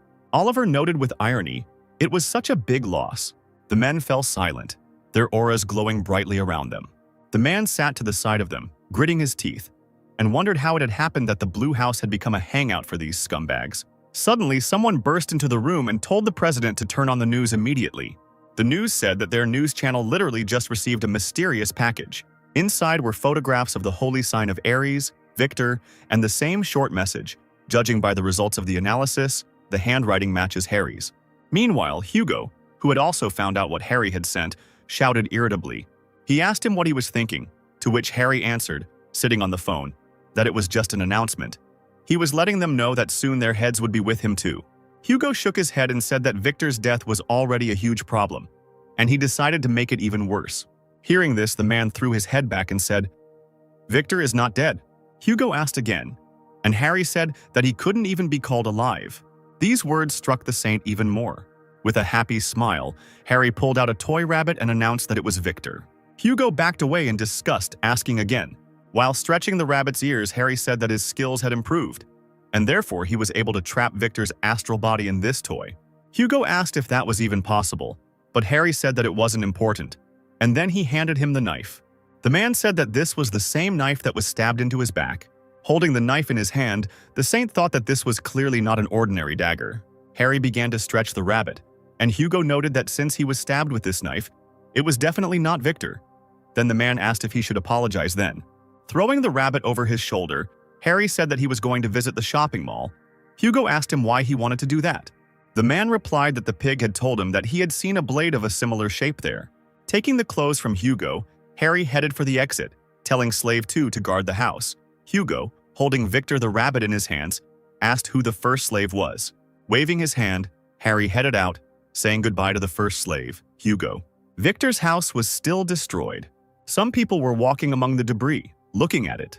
One woman, addressing the saint, said that, as expected, the constellation Aries is not here, and the aura of the sacred essence is not felt either.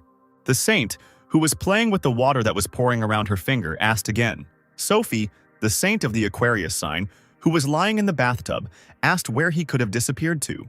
The woman replied that perhaps he had taken his property and intentionally disappeared somewhere, to which the saint replied that if he had secretly conducted some transactions with other saints, then everything would become more problematic.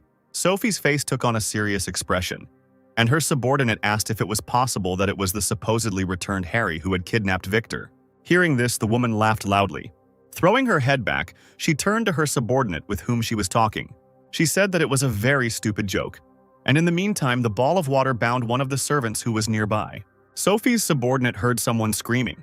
She immediately apologized, saying that she had said it without thinking, to which the saint replied that everything was fine, they would visit the shopping mall as planned, they needed to get rid of the unnecessary relics before the auction began. Suddenly, another subordinate burst into Sophie's bathroom screaming that they were in trouble. She said that another saint had decided to take part in the auction, which made the saint turn around sharply. Previously, this same saint was now in the gym. The men who were there looked at someone with admiration. A muscular man stood by the window with his back to the others, and someone approached him from behind and addressed him, calling him Mr. Stephen. He said they had received information that a relic belonging to Harry would be put up for auction. Hearing this, Stephen turned his head to look at the man. He dropped his hands sharply, causing the barbell he was holding to fall to the floor. Stephen smiled and asked if the time had finally come. Turning around, he said that they would take this relic for themselves. As it turned out, it was Stephen, the holy sign of Leo. Meanwhile, somewhere in another part of the city, a portal began to glow with a bright light, and someone came out of it. Harry said that portals were very convenient, and Scott, who was standing next to him, said that they were usually very expensive, but members of the twin branch could use them for free. As it turns out, Harry and Scott have reached the relic trading complex. Harry thanked the guy and said that he really needed an expert, and he volunteered to help him find the SS rank. Scott replied that he was happy to help, and he remembered Simon's words that he should recruit the man at any cost. And then messages from the contact scumbag boss appeared on Scott's phone. Putting his hand on his shoulder, Harry asked if his boss was still pestering him, even despite the incident at the hypermarket. And then the man returned the knife in the boy's sheath, saying that it had really helped him in the battle with the bugs. Scott, taking the rod in his hands, said that it seemed to him that the blade had broken after that battle, to which the man replied that he had completely restored it, but its effectiveness would change slightly. Hearing this, Scott put the knife in his chest and thanked the man, who noticed that they had already arrived. Standing in front of the entrance to the building, he asked if there was an SS rank appraiser here. After some time, a man walking through the shopping area noticed something. Blushing, he asked what such a man was doing here. The man standing next to him also blushed. As it turned out, they all paid attention to the saint of the sign of Aquarius. She said she wanted to get rid of some relics before the auction, to which the worker apologized in a panic and said that the appraiser was currently busy with another client. The woman replied that everything was fine and she would wait, but she herself thought irritably about how they dared serve anyone else when she was here. Standing in front of the entrance with her retinue, she wondered who was inside. Standing at the display case, Harry said that the prices for the items here were worthy of SS rank. The appraiser, holding a figurine in his hands, asked Scott who made it, to which Harry immediately responded, Virgo Branching Evaluator. Gene asked the man if there was any possibility that he was related to Harry.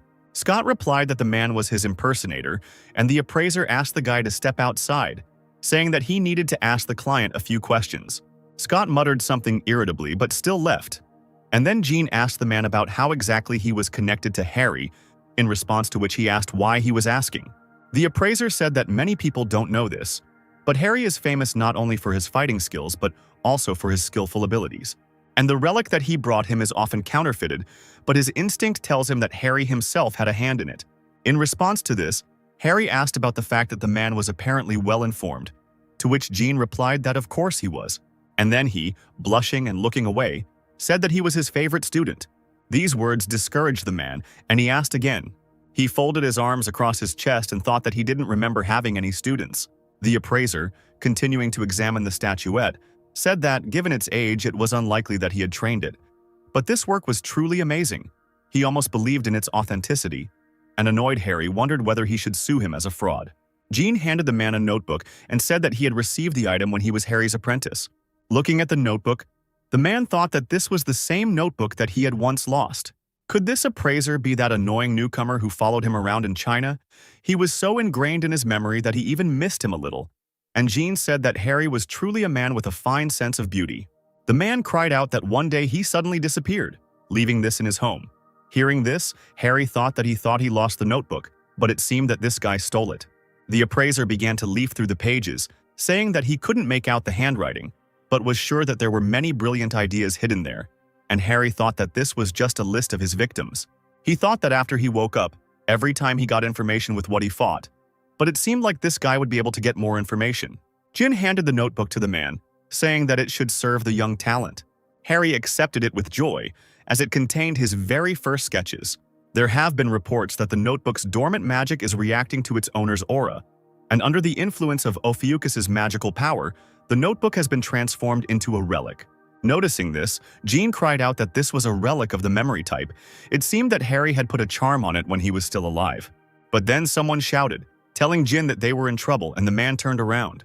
He asked what was the matter, to which the worker answered, pointing to the door, that a saint was waiting outside. Jean muttered irritably that they were making such a fuss over a trifle, and Harry asked again. Meanwhile, Sophie was still standing on the street. She thought about how these worthless people dared to stare at her. And every time the same thing. Scott, standing in the crowd and drinking something from a straw, thought that he thought Sophie was too picky for such outings. Sophie said that they had been waiting too long already, so she thought she should go in personally and hurry them up. And she was thinking that the damn appraiser should buy their relics at a good price, so that they would have enough money for the auction. But he was making them wait too long. Sophie hurried to the door, but the worker grabbed her by the shoulder and stopped her, saying again that there was still a client inside. But this only made the woman even more angry, and she wanted to know because of whom she was being treated, but why she was not being treated. And then she went inside anyway. Looking at Harry, who was standing in front, she opened her mouth wide. In front of her, she saw an unimaginable handsome man with whom it would not be a sin to fall in love. She reached out her hand, thinking she wanted to look a little closer. But before she could get any closer, a huge snake appeared before her eyes and opened its mouth at her. The woman froze in fear and opened her eyes wide. And then her legs weakened, and she sank to the floor, and her retinue immediately asked what was wrong with her. She, in a panic, wondered what she had just felt. She felt as if hundreds of poisonous snakes were wrapping around her entire body. The thought that she needed to run immediately sounded loudly in her head, and she abruptly took off. Jean asked why she ran away so abruptly, to which Harry replied that she probably felt sick. A message appeared that a subordinate of the sacred essence dared to approach the serpent bearer. The opponent's divinity has passed to the serpent bearer. The current indicator is 35%. Divinity is a sacred power needed to support the power of a holy entity. You can steal divinity from followers of other branches. If it falls to 0, the sacred throne will begin to lose its power, and its owner will become vulnerable. Harry asked Jean if the girl who came in recently was really a saint, to which the appraiser replied that it was Sophie, the holy sign of Aquarius, which greatly surprised the man. And then Harry laughed out loud because she turned out to be this saint. He thought that she had changed so much that he didn't even recognize her yet. She had certainly become prettier, but her rotten soul remained.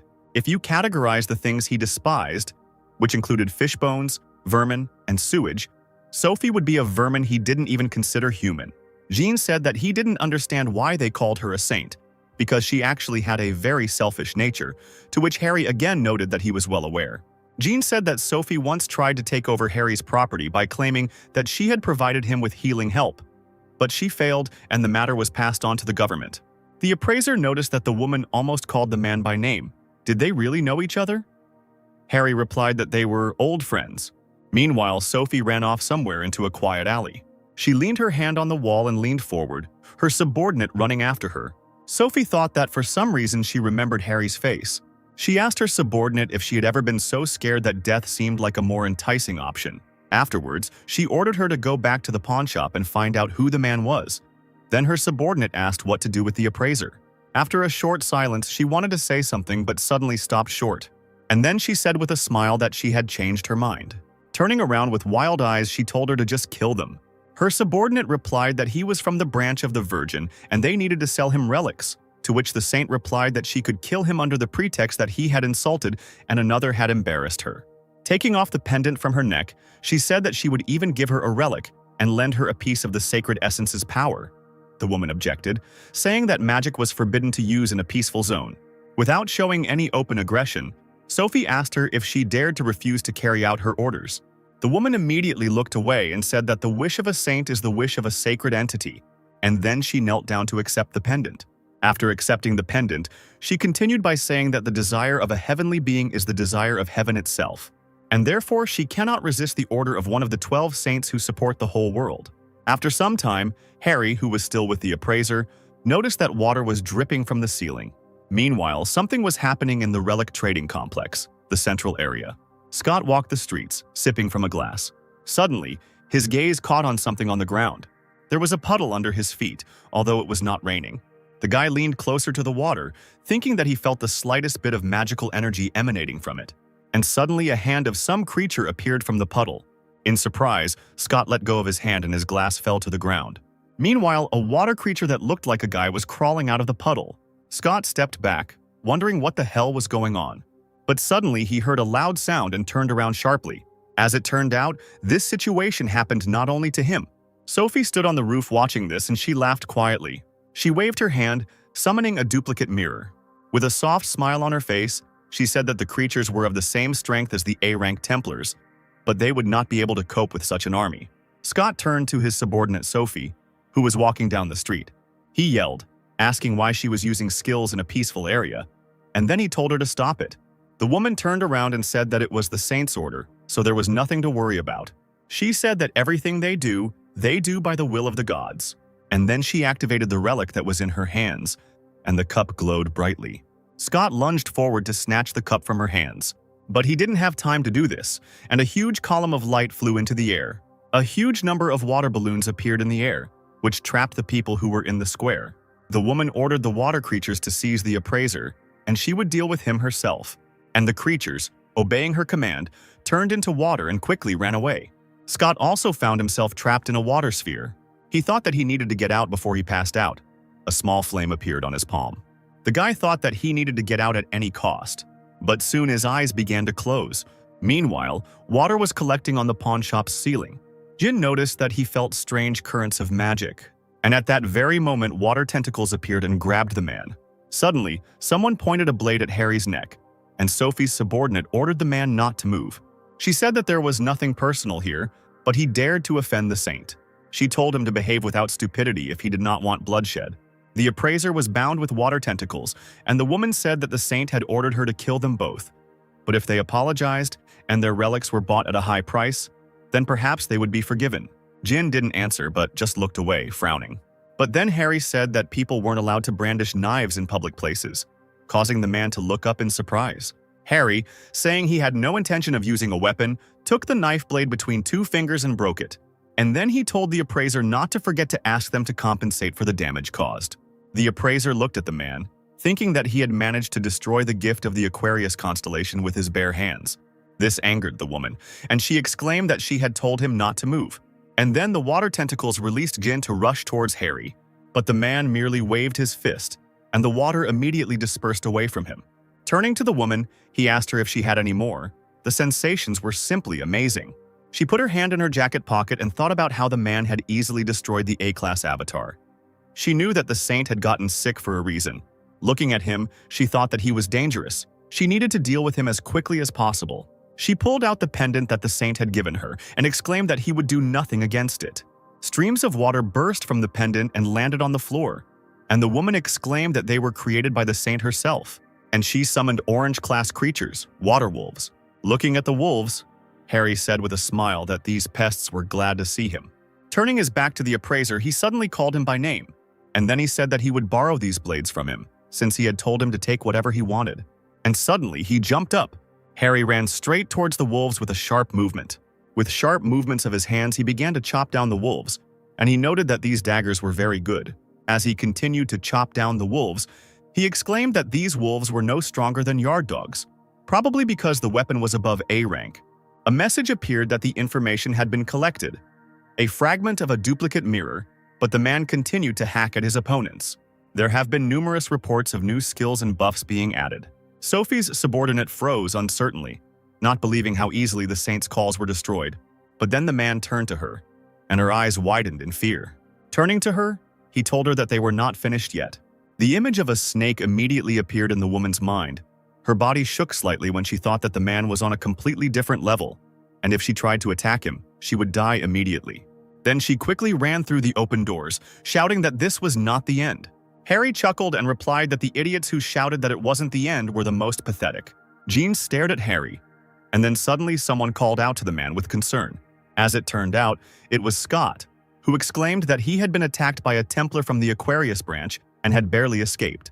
And immediately he saw a view of many bodies of wolves lying motionless on the floor, and he asked what had happened here. Scott asked if these weren't calls from the saint, to which Harry replied that they were, but by sending such gifts they only gave him more resources.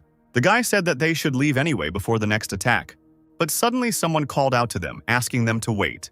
Gene thought about how 20 years ago he followed Harry everywhere, and therefore he remembered very well how he collected materials after each battle with monsters. He noted that this fighting style was as if the demon himself was fighting.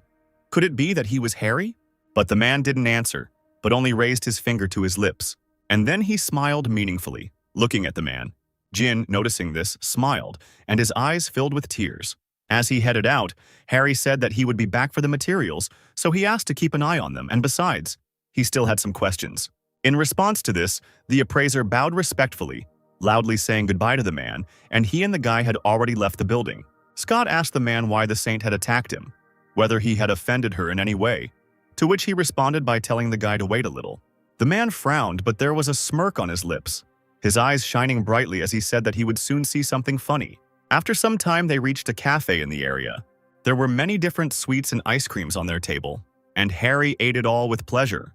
The man exclaimed that the ice cream here was just superb, and he told him to eat as much as his heart desired. Scott responded hesitantly that it might be too expensive, to which Harry replied that it was okay because he had picked up the thing that had fallen out of that woman's pocket, and it seemed to come with many privileges. He said that it was called an emblem, and that it was similar in functionality to a bank card, but with it, he could even rent other people's skills. Scott, leaning closer, noted that he hadn't even noticed that it had the Aquarius emblem on it, and he thought that they might have a problem, since it also served as an ID.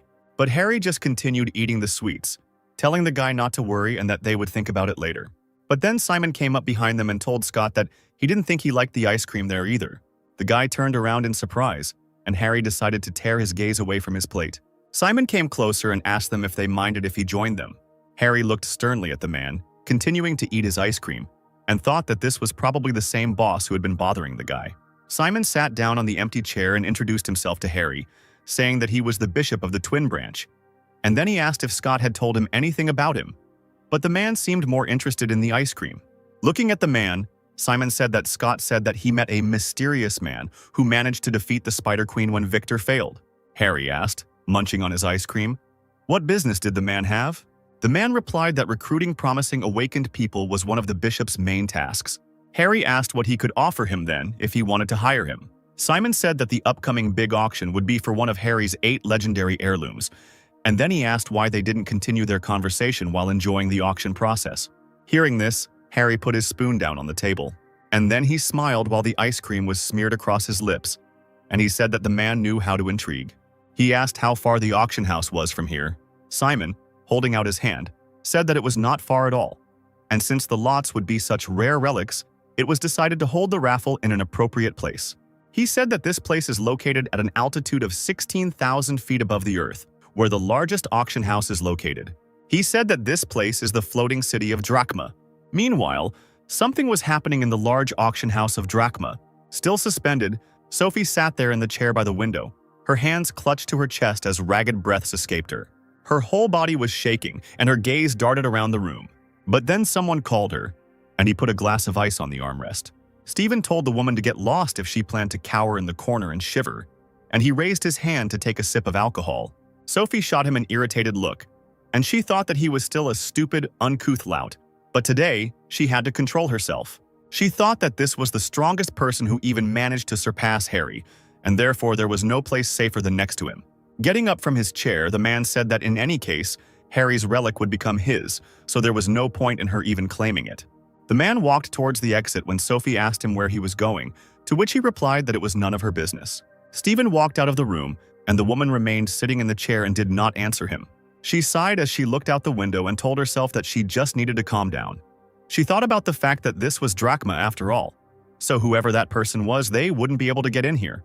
But then her gaze caught on something outside the window. As it turned out, she noticed Hugo, who was also in the floating castle. She thought with a smile that the desired guest had appeared at the perfect time. Hugo, as it turned out, was wandering around the palace looking for Harry, not understanding where he had disappeared to. He thought that, knowing his character, he was sure that he would come here because the city of Drachma was a real treasure trove of precious relics, and in the meantime, someone was sneaking up on him from behind. Sophie tapped the man on the shoulder, saying that they hadn't seen each other for a long time. She tilted her head to the side and asked how he was doing, her face hidden by the hood. Hugo turned to look at the woman and he noticed with irritation that it was Sophie. She crossed her arms over her chest and said that she still couldn't get through to him. Propping her chin on her hand, she said with a grin that it seemed time spares no one. Because he used to be such a handsome man, his face had changed a lot. Leaning forward, she asked if it could be because he had few followers. But Hugo just told her to fuck off, as he didn't want to talk to her at all. But this didn't upset the woman at all, although she asked if he was really going to ignore her again. And then she said that at this rate, his son could suffer the same fate as his wife. Sophie looked at his back with a smile, and she asked if his wife was still alive. And then she herself answered that her condition was indistinguishable from death, and that this shame had been brought upon his house by none other than the head of the family. Hearing this, Hugo looked at her furiously, his eyes and hair lighting up like fire, and suddenly an explosion thundered in the room. The man stood in front of the woman, and the wall behind her was completely destroyed. Hugo said in a menacing voice that he told her to get lost. Sophie, in response to these, simply raised her hand to her face to hide her smile. And then she dispersed, with her other hand pushing the man's hand aside. And she said that he, like a good boy, managed to restrain himself, and she had already thought that he had forgotten about the contract that they had all signed 10 years ago. And then her serious gaze darted to Hugo, and drops of water flew around her face. A water ball appeared in one of her hands, and she raised her other hand, causing a vortex of water to swirl from above as she said that she should teach the arrogant boy a lesson. But then someone shouted at her from behind, which made her turn around. And when she turned around, she immediately felt a flick of fingers on her forehead. The woman's eyes rolled back, her forehead turned red, and she began to fall to the floor. Unconscious, Sophie fell heavily to the floor as Harry watched. Hugo quickly turned around, his mouth wide open in surprise. Harry noticed with surprise that Hugo was there too, and he asked him what he had forgotten there, to which the saint answered that he was worried about him, and he himself was thinking that he could not take his eyes off him. Harry asked again, and then he asked if he really had a crush on him, to which Hugo told him not to talk nonsense. And then Harry looked at Sophie lying on the floor and he asked with disgust why he kept bumping into her, and the man wondered if she had fallen in love with him too. And Hugo thought that his friend really had problems with his head. Meanwhile, Sophie was thinking about Harry, the 13th constellation, recognized as the strongest. She always disliked him and rather feared him. After all, his face was covered with disgusting scars. He had a cruel disposition that spared no one who stood in his way. And that arrogant look. One day, 20 years ago, there was a severe thunderstorm outside. Harry, in a hospital gown with a broken arm, burst into some castle and the servants began to stop him. One of the maids stood in his way, spreading her arms wide, and she said that he was in the residence of Aquarius, and then she asked him to leave this place. But Harry just looked at her sternly and ordered her to get lost. The maid ran away in panic when someone asked him what she should understand by this. It turned out it was Sophie, and she asked how he dared to break into her house. But before she could say anything else, the man slammed his fist into the wall next to her, causing her to scream in fear. Leaning closer to the woman, Harry asked if she really wanted to die. Sophie asked him what he was doing, to which the man replied that he had sent her to the rear to help heal people. So why the hell was she loafing around here? He grabbed her hand and exclaimed that many had lost their arms and legs because they tried to save her worthless life. Harry walked forward, pulling her along with him, and he said that she herself said that she intended to help people as soon as she arrived. So let her go and keep her promise. Sophie cried out, asking what difference it made if a couple more people died, and they, on the contrary, should be happy that they had the chance to save her. She screamed that she had skin problems because of it, and she was not going to go there for some stupid choirs. Hearing this, Harry stopped and turned to look at her. Sophie turned away from the man, covering her nose, and she told him to get lost now that he finally understood. And then she jerked her hand to get rid of his grip. She pulled her hand back in disgust, asking him why he had squeezed it so hard. But the next moment, Harry swung his hand and hit the woman on the cheek, and he cried out loudly that it seemed like he would only achieve something when he beat all this nonsense out of her. And in the end, Sophie was forced to treat everyone until they lost consciousness. But then she heard a voice asking her how much longer she was going to sleep. Hearing him, she woke up and looked at the man. Sophie found herself tied to a chair, and she stared in shock at Harry, who was sitting opposite her. And then her loud, piercing scream was heard throughout the entire castle. And then she cried out that they should untie her immediately. How dare they treat a saint like that? Harry noted that she hadn't changed at all in 20 years, to which Hugo sighed wearily. Sophie thought that they wouldn't get away with it that easily, because she was no longer the same girl she had been before. She thought that it would not be difficult for her to melt this rope, and her hands glowed with a blue light. A sphere of water appeared behind her, and she thought with a smirk that she couldn't be held back by something like that. But suddenly her thoughts were interrupted by another click on the forehead. Harry stood up from his chair and told her that it was written all over her face. But then he noticed that his fingers were smoking, and he asked what it was. Sophie screamed that she had an acidic layer placed on her that protected her from all external attacks. So now all this acid will spread throughout his body and eat him away from the inside. But then Harry showed her his middle finger, which was already fine, saying that the wound had already disappeared. Noticing this, Sophie's mouth opened wide, noticing that the melted tissues instantly reformed. The man said with a smile that it was time for them to go back to everything that had happened between them. He said that he heard her lying to everyone, taking credit for his recovery after the battles. For that she deserves a blow. And it was she who sent her subordinate to the assessor. For that another 5 blows. And she also said all sorts of bad things to Hugo. For that another 50 blows. But then Sophie cried out, asking him to wait. And the man asked again with his hand frozen in the air. And then he just stared at her silently. And a second later he moved his hand forward, thinking that he had waited. And Harry began to hit Sophie while Hugo calmly sipped his tea. He glanced at them out of the corner of his eye and thought that Harry was really good at beating the crap out of people. But then he felt something strange, as if Harry's divinity was growing with each blow. And, as it turned out, Hugo was not mistaken, and many reports appeared around the man about his increased divinity. After a while, Harry stopped because he noticed that Sophie's head was hanging, and he noted that the woman passed out. There have been reports that divinity has been unlocked, the current level is 50% and requires recharging. Noticing this, Harry asked to be reminded of what divinity was. There have been reports that divinity is the power of the sacred essence needed to maintain the energy of the saint. Divinity can be opened in followers of entities other than his. If it falls to 0, then the sacred throne will lose all power. Such a flight outcome will lead to death. Harry thought about how by kicking saints' asses he was taking away their divinity, and then he realized that he hadn't beaten it out of Victor because he couldn't do it yet. Harry thought with a smile that he needed to become stronger anyway. At this point, Hugo asked the man if he had thought it would be worth questioning Sophie about the dagger. Harry replied that the woman would not have the courage to attack them, and he had found someone who could look at the dagger, and Hugo thought that he was mocking her just for fun. At this point, Harry grabbed something in his trouser pocket. Taking his phone out of his pocket, he noticed that it had already been that long. Hugo asked him where he got the smartphone, to which the man replied that he borrowed it from a guy. Smiling at Hugo, he told him that it was time for him to run, so he should clean up here, and he could throw Sophie in the trash. Harry ran into the elevator, saying that he would call him after the auction. Hugo sighed tiredly and turned to look at the unconscious Sophie. But then the elevator door swung open again, deciding that it was Harry who had returned for something. Hugo turned to him and asked if he had forgotten anything. But it wasn't Harry, and the man thought that out of all the people here, it was he. As it turned out, it was Stephen. Stephen's gaze dropped to Sophie, who was still tied to the chair, her head hanging to her chest. And then he looked up at Hugo. The man called out threateningly to the other, sparks flying around his body, and he advised him to explain himself. But after, having calmed down a little, he reached out to take off his glasses and said that they hadn't seen each other for a long time. And then he noticed with a grin that the archer was not happy about their meeting. Hugo asked him what he was doing there, to which Stephen replied that he and Aquarius had made a deal. She asked him to be her bodyguard. He still had business in Drachma, so he agreed. Stephen asked Hugo why he was there, to which he replied that he had my business too. The man asked him if he was targeting Harry's relics. Then Hugo asked if they were being auctioned off today.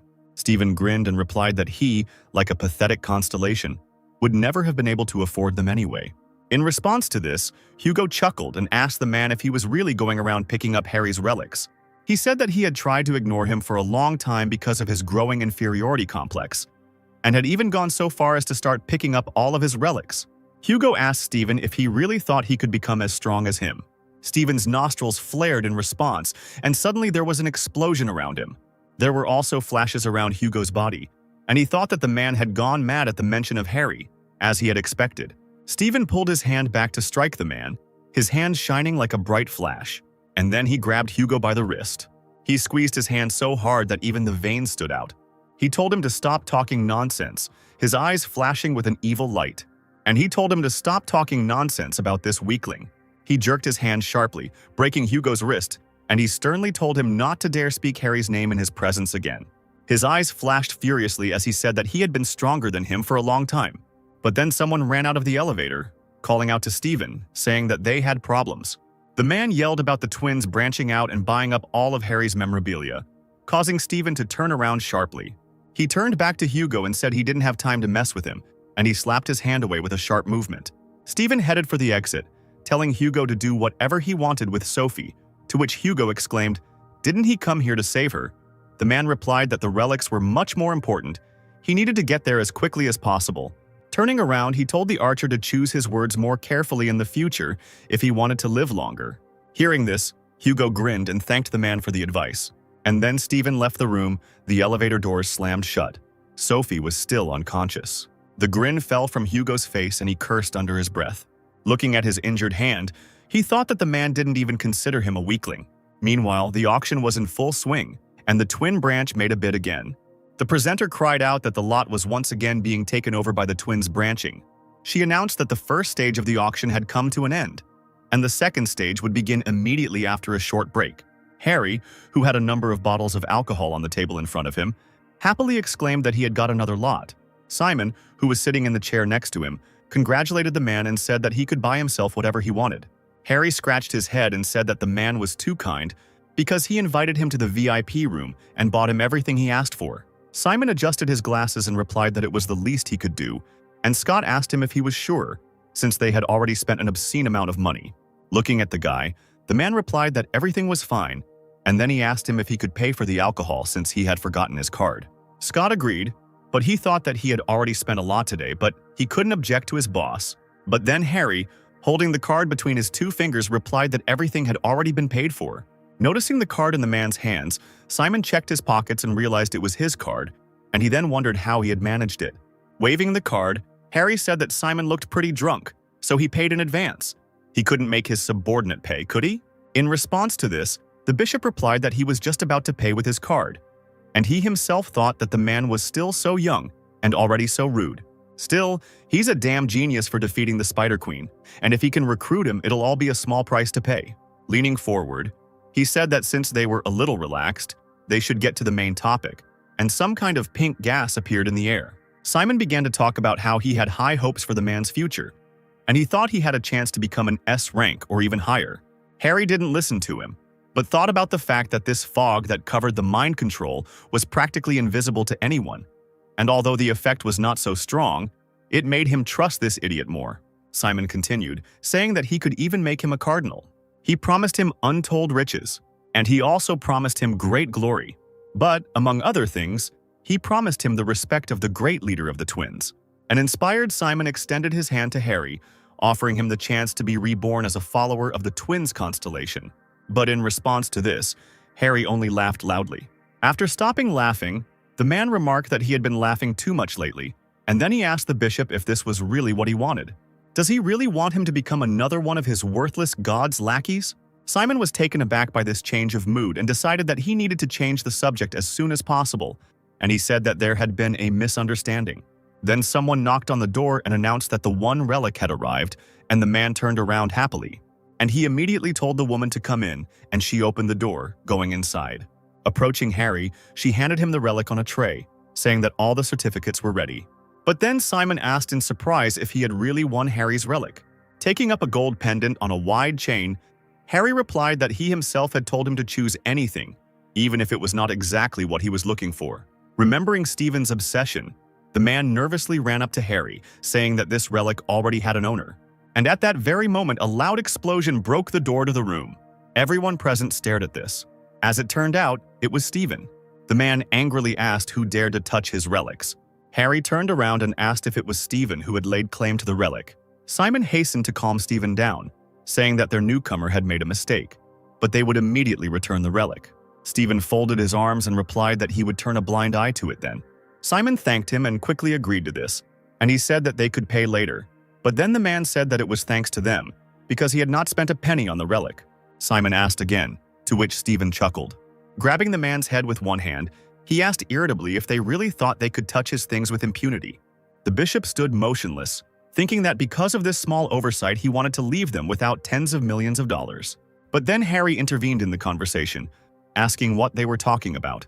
The man happily said that he had won the auction, so the relic was now his, and if he wanted to take it, he should pay him $200 million.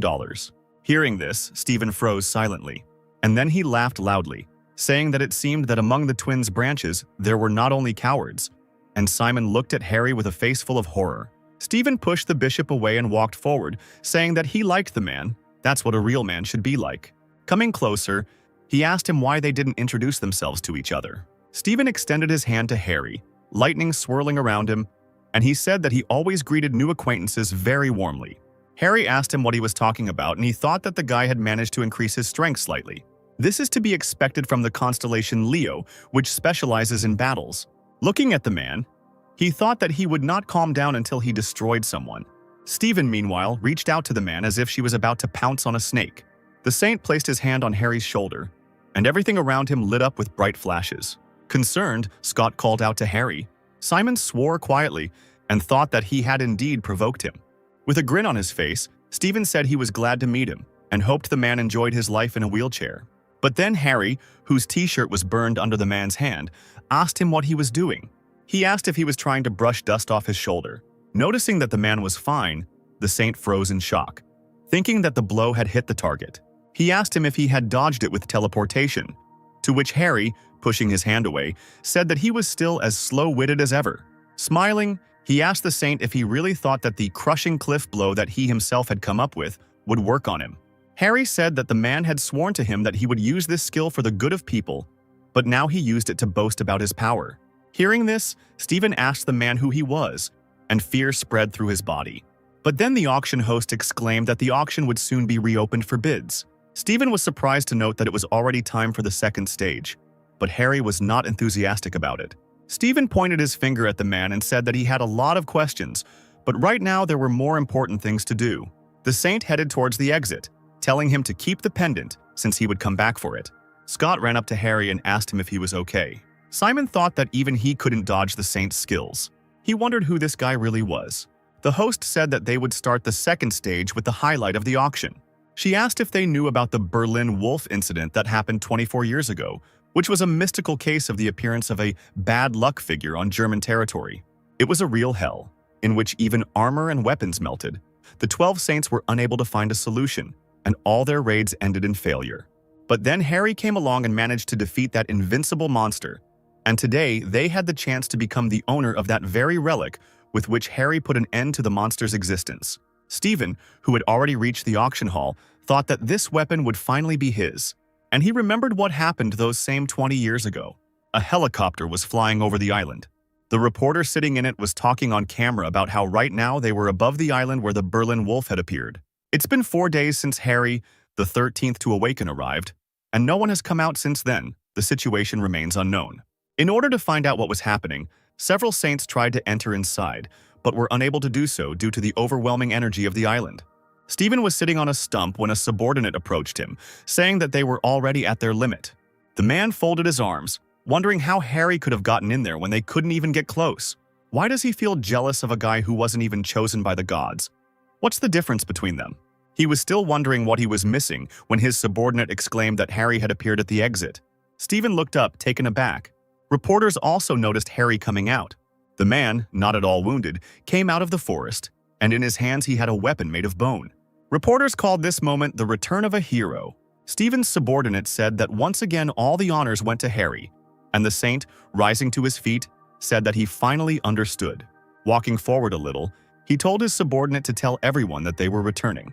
Moving on, Stephen threw away his weapon and the subordinate asked him if he would take it back, to which he replied that he no longer needed it. He said he found something better. Stephen smiled widely, thinking that he had finally found what he had been missing. Meanwhile, the auction host announced that the weapon that was used to defeat the Berlin Wolf would be up for grabs today. Scott and Simon moved closer to the glass. This announcement also surprised Harry. Stephen, meanwhile, was eagerly awaiting the start of the auction, thinking that he would finally get his hands on it. The bone weapons were revealed to all the guests, and Stephen thought that he would finally have Harry's relic, which would make him truly the strongest. Meanwhile, something was happening outside the auction hall and the castle. As it turned out, there was a white dragon sitting on the roof of one of the towers. His eyes turned red as he noticed he could feel her, and he felt Harry's relic, its power. The presenter abruptly folded the cloth that covered the relic and announced that it was the bone of a demonic beast. Exclamations of admiration and surprise began to echo throughout the hall. The presenter asked who would become the owner of this most powerful relic with historical and practical value. Scott and Simon were upset that this relic was put up for auction and that it would go to the Leo constellation, but Harry came closer. He thought about what he had been thinking about all along. But for it to... Harry turned to Scott, but he cried out that now was not the best time. The boy and the bishop began to press themselves against the glass, desperately wanting this relic to be theirs. The presenter announced the starting bid at $1 million. Immediately there was a noise. People began to actively raise the stakes. Harry was faced with numerous reports that his fame had increased. He asked why everyone was suddenly so alarmed, to which Scott irritably shouted that it was a legendary weapon created by Harry. Turning back to the window, the guy noticed that such a reaction from people was quite expected, but Harry remained irritated and silent. Scott said that no matter what Harry created, it was always of the highest quality, and that's why everyone wants to get their hands on them. He said that this is especially true for the constellation of Leo. Stephen. He is ready to go to the ends of the earth to get them. His incredible power and influence allow him to go as far as he wants. The guy was irritated by the fact that another great creation would become part of the man's collection. All the profits would go to Harry's account, which now belonged to the government, so they could only accept it. Harry heard that all the money would be transferred to his account, and so he sat back, watching with interest as the stakes grew higher and higher. But then Stephen shouted out his billion-dollar bet. As he walked down the stairs, he asked if everyone had heard. He chuckled and repeated that he was buying it for $1 billion, and then he asked if he should raise the bid to $10 billion. The presenter was slightly confused, but still announced the bet at $1 billion. Surprised exclamations were heard in the hall, and some simply sat in the hall thoughtfully. Scott pleaded with Simon to do something, but he replied that he couldn't do anything, and the presenter continued to count down. Even Harry was surprised by such a bet, and he almost choked on his popcorn. The presenter slammed milk on the table as she announced that the item had sold for $1 billion. Meanwhile, the cleaners were walking down the corridor. One of them asked another if he had heard that something had been sold for $1 million, to which the second replied that he was interested in who that crazy guy was. The man said that they shouldn't even dream about such sums, and he really wants something to finally change. But then they noticed something to the side and looked there at the same time.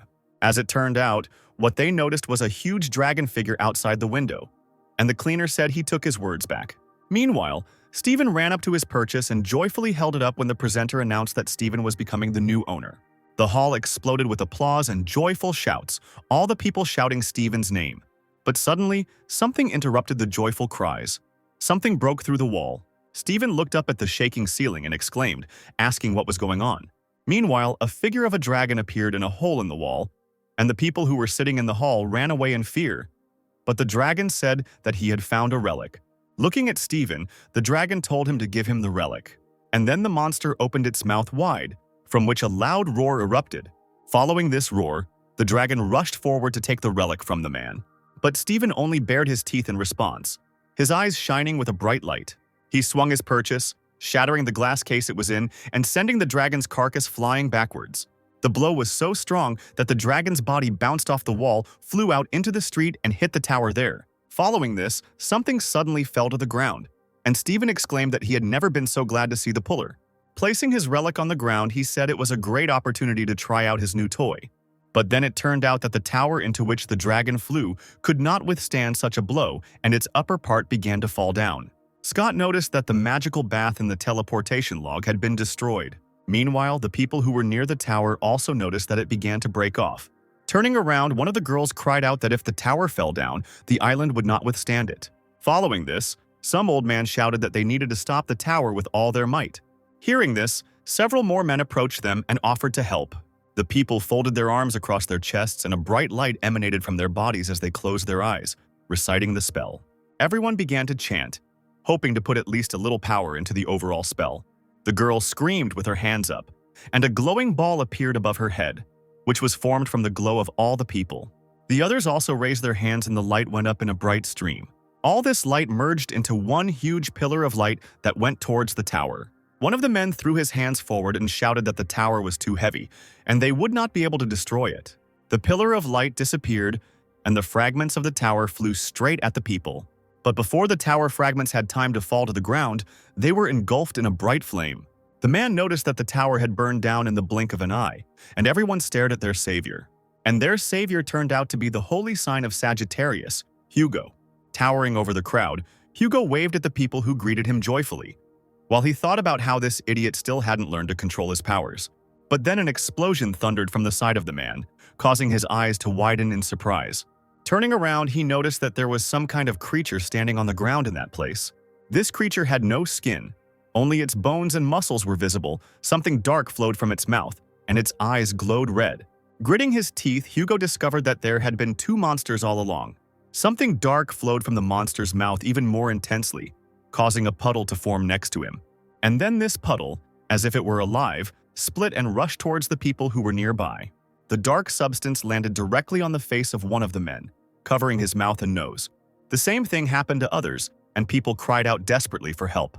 Hugo cursed loudly and assumed an attack stance, the bow reappearing in his hand and the fire once again engulfing his body. But then a loud roar was heard, which made the man turn around. As it turned out, the very first dragon that had flown in from the auction hall was flying at him from behind. And now the dragon's jaws were ready to close on the man's neck. But then someone flew into the monster from the side, pushing it away. As it turned out, it was Harry, who kicked the monster again, causing it to fly down, and shouted for the man to stop clicking his beak.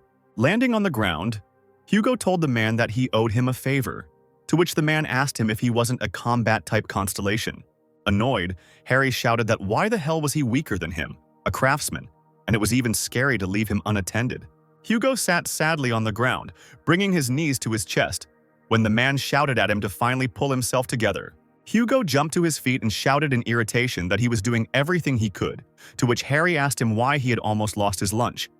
And then the men continued their squabble. But then they heard someone's loud cry, which made them pause and turn around. As it turned out, it was Stephen, who also reached the already destroyed tower and irritably called out to the men. Lightning flew around him as he screamed, asking them why the hell they dared to stop him from testing his new weapon. Meanwhile, the red dragon made of flesh and bone screamed again, opening its mouth wide. Looking at the monster, Harry replied that he had already forgotten that there were monsters here. But before he could do anything, lightning began to flash around him and Hugo. It was Stephen who flew forward and shouted that no one was allowed to ruin his reunion with the bone of the demonic beast. Harry, frowning, only asked why the man had his underwear on inside out, to which Hugo asked him what he was talking about.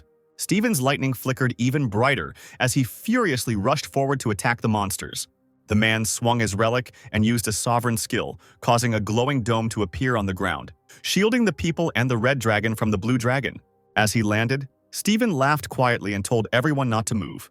The man stood right in front of the brightly glowing dome, placing the bone on the ground, and said that they were not allowed to do anything inside the permissive thunderstorm. He grinned and squeezed the bone tighter in his hand, saying that all preparations were now complete. Aiming at the blue dragon, he said that he was previously at a disadvantage, causing him to counterattack with magical energy. Throwing the bone over his shoulder, Stephen said that now he wanted to test the true power of this little one. The people who were nearby greeted Stephen with delight. Someone even shouted that he was the most powerful saint who surpassed even Harry. The blue dragon looked around in shock as the screams of Stephen's fans could be heard. And Stephen, coming closer, told the monster that it was time for him to pay for all the mess he had caused. The man suddenly pulled his hands back with the bone in his hand to strike at the monster. The man jumped up and hit the dragon on the head, but nothing happened. Noticing that nothing had happened, all the participants and the observer froze with frantic expressions on their faces. Stephen landed awkwardly back on the ground in front of the dragon. The man turned the bone over, examining it, and the dragon also turned its head thoughtfully. They began to examine this supposedly most powerful relic without understanding anything. A few seconds later, Stephen screamed loudly again, and a pair of lightning bolts flew out of his eyes, and he began to strike the dragon with many blows, but it was all indifferent. These small blows began to irritate the monster, and soon he swung his paw with a loud roar, hitting Stephen in the face, causing him to fly off to the side. As he fell to the ground, Stephen wondered what was wrong, because these were direct hits. So why wasn't Harry's weapon working? Hugo asked Harry if they could get out of here, to which he, touching the barter, replied that he couldn't, because it was still a sovereign skill. Even he would need a lot of time to dispel it. Harry, annoyed, clenched his fists and swore that Stephen, as soon as he got out of here, would regret being born. Hugo, being equally annoyed, asked what kind of idiot would throw away sovereign skills so stupidly. The men were distracted from this problem, remembering that they needed to deal with something else first. As it turned out, there were people standing in front of the dragon made of bones and flesh, but they were like zombies, and Harry asked if they were really monsters, parts of that alluring thing. Hugo replied that these were people who had fallen under the influence of the monster. Judging by the placement of the victims, the monster seemed to be planning to use them as human shields. This means that they won't be able to attack the dragon so easily. Immediately, the sounds of many feet stamping could be heard. Harry said with a smile on his face that it looked like they only had one choice, and Hugo asked what it was. Harry, yawning, walked forward and said that he was just going to kick the monster's ass, to which Hugo immediately rushed after the man, and as it turned out, the man was about to be attacked by a man subordinated to the monster from the side. But Harry immediately reacted and grabbed the man by the head.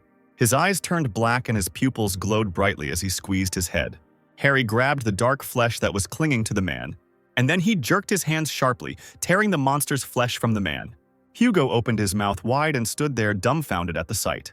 And the dragon, who was walking forward surrounded by his new subordinates, turned around in surprise. The man fell unconscious into Harry's arms, and he smiled and said that it was simple. Hugo asked the man if the man was alive.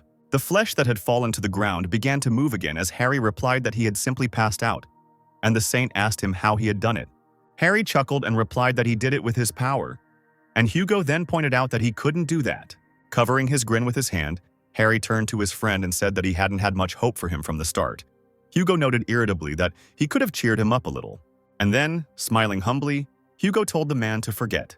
The men's bodies began to glow brightly, and Hugo said that since Harry was going to go forward, he would cover him, to which the other noted that there was still some of the old heat left in the man, and they confidently moved forward to begin their first joint work after such a long time. Hugo stopped and began to draw his bow, and Harry went on and said that they should not delay, but rather deal with everything in one go. Meanwhile, the dragon of flesh and bone with his numerous army also began to approach the men. Harry took a quick step forward, pushing off the ground. With a quick jump, he rose into the air, and his palms, which were glowing, left a bright trace in the air. The next moment, the man landed right in the center of the crowd, and along the way, he tore off parts of the monster's flesh, freeing them from control. Noticing this, the dragon growled threateningly, and then he opened his mouth wide in a loud roar, and pieces of flesh were torn from his body and rushed forward. Harry, who was running closer to the dragon, pushed away these parts of flesh with his hands and exclaimed that he was trying in vain. Harry ran forward as he noticed that the pieces of flesh were now flying past him. Turning around, he realized that the monster was now aiming not at him, but at the crowd of townspeople behind him. Pieces of flesh were moving towards the crowd, which was still in a state of shock from the previous control. But before these tentacles could reach the people, something in the crowd began to shine with a bright light. And then there was an explosion that burned away these parts of the flesh. As it turned out, the explosion was the work of Hugo, who was standing behind the crowd. The man's eyes blazed with a bright fire as he said menacingly that such a thing would not happen on his watch. Looking at Hugo, Harry shouted that he was doing well, and in the meantime, he was getting closer and closer to the dragon. The dragon rushed forward towards the man, but he suddenly slowed down and shouted that it was time for the skull to surrender. Feeling something, the dragon turned around in fear. Meanwhile, Harry raised his hand back to strike. His feet began to mercilessly break the ground, and his eyes lit up brightly. And then there was a deafening blow, from which the dragon's carcass flew upward, and its spine broke. The ground under Harry's feet continued to crumble. Feeling unbearable pain, the monster let out a deafening scream. And then the dragon's body was blown into tiny pieces by another explosion. Hugo, who ran up to Harry happily, said that, as expected, he dealt with him quickly. Harry, with a crater forming under his feet, said that the people who had been hurt by the monster should be coming to their senses soon, and the other turned to the crowd lying on the ground. Suddenly, Harry noticed that his hand was glowing green. Raising his palm, he noticed that the Ophiuchus sign on his hand was glowing, and the man wondered what it meant. And the next moment, a multitude of messages rose from his palm into the air. The report stated that he had defeated a powerful monster with his bare hands, and as a result, his divinity had increased to 81%, and the question arose as to whether he wished to use the divine energy to use the first-level skill, Battle Instinct. Harry sighed and thought that now was the time to try it out, and so he smiled and said that he wanted to use it. Meanwhile, Stephen continued to fight the other dragon with the relic, looking quite battered. He thought that he could never have imagined that things would turn out like this. He wondered why the artifact wasn't working, and whether he was incapable of revealing its true power. Is he still too weak? While the dragon was still full of strength, Stephen suddenly made a strangled sound. The people watching the Saints fight noticed that the man was losing, but then someone pointed out something. As it turned out, it was Harry, who was tearing apart Stephen's sovereign skill barrier with his bare hands. Raising his head, Stephen was surprised to find that someone had managed to destroy his sovereign skill. The dragon also felt the waves of power coming from Harry, and he said that this was a danger that needed to be destroyed first. And then the dragon opened his mouth wide in a loud cry, and he cried out that he must kill him. And then he rushed at Harry, who was already standing in front of the dragon, to grab him with his teeth. But then Harry looked up and sternly told the dragon to shut up, and the light around his body became even brighter. And the next moment, some invisible force pressed the dragon's head to the ground. Strong streams of energy erupted from Harry, and people nearby screamed in fear. Stephen, who was closest, was completely swept away by these streams. An invisible force pressed the dragon's entire body to the ground, causing it to make a muffled sound. When Harry approached the monster, he asked how a mere man could have such power. He asked him if he was not a man at all. In response to this, Harry simply raised his leg and asked the dragon what he was talking about. And then he kicked the monster with a sharp movement, causing it to fly back. Stephen had been watching this all this time, and he thought that he couldn't believe his eyes. Gritting his teeth, he thought that there was only one person who possessed such power, and that person could only be Harry. And Harry, meanwhile, moved closer to Stephen. Looking down at him, the man said he was very glad to meet again, and it looked like he had had a great time while he was gone. Stephen's body shook slightly. He stood up and said incredulously that he didn't believe it. And then he screamed angrily that he couldn't be him. And then he delivered a quick blow with the bone to Harry's shoulder. But then Stephen's eyes widened in surprise.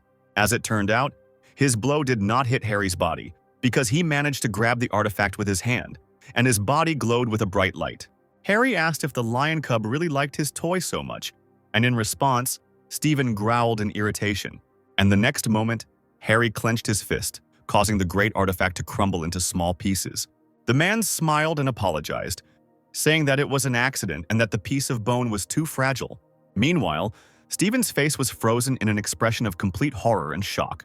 Harry said it was a shame he had spent so much time and effort, and it was all for nothing. And then he asked if it was his turn now, and he raised his hand to strike. Stephen weakly asked the man to stop, but he did not listen, and with his blow he slammed the man's body into the ground.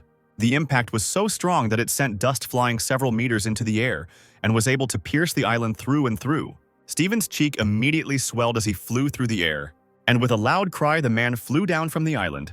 The scream was so loud that it could be heard even in the castle where Sophie, who was unconscious, was still located. After some time, the woman woke up, lying on the floor, and she asked what she was doing there. Her head was splitting mercilessly, and something was dimly flickering on her neck. Hugo walked slowly towards Harry and the hole in the ground he had made. Laughing, Harry exclaimed that they would see each other again. Hugo asked the man if he had really sent him straight down, to which he replied that it didn't matter, because the lion cub had plenty of vitality. Harry asked Hugo if he had dealt with the people inside the barrier, to which he was told he was being shown the crowd, which was cheering loudly. Then Harry summoned the pig bank, and it appeared right next to the man. The man ordered him to look around carefully and collect all useful items, and the beast began to vacuum everything he saw. Harry said that he almost forgot that he came here with his friend. Then Hugo asked who it was. Harry replied that his friend's name was Scott, and Hugo, hearing his son's name, froze in shock. Hugo's body shook and he asked again, to which Harry repeated Scott's name again. And then he said that he was a Templar of the twins, but given his level, he would be quite suitable for a bishop, and he said that he died, despite his young age, and therefore he would be useful. Hugo grabbed his head, thinking about when his son had managed to get involved with this headache. Harry looked at his friend suspiciously as he thought about how the last thing he wanted was for them to meet, since both of his children were fans of Harry, and if they find out that he is alive, then his family will be doomed. After a short silence, Harry said that the guy was with a bishop who could teleport and he could call them here, to which Hugo shouted that they'd better just get out of here.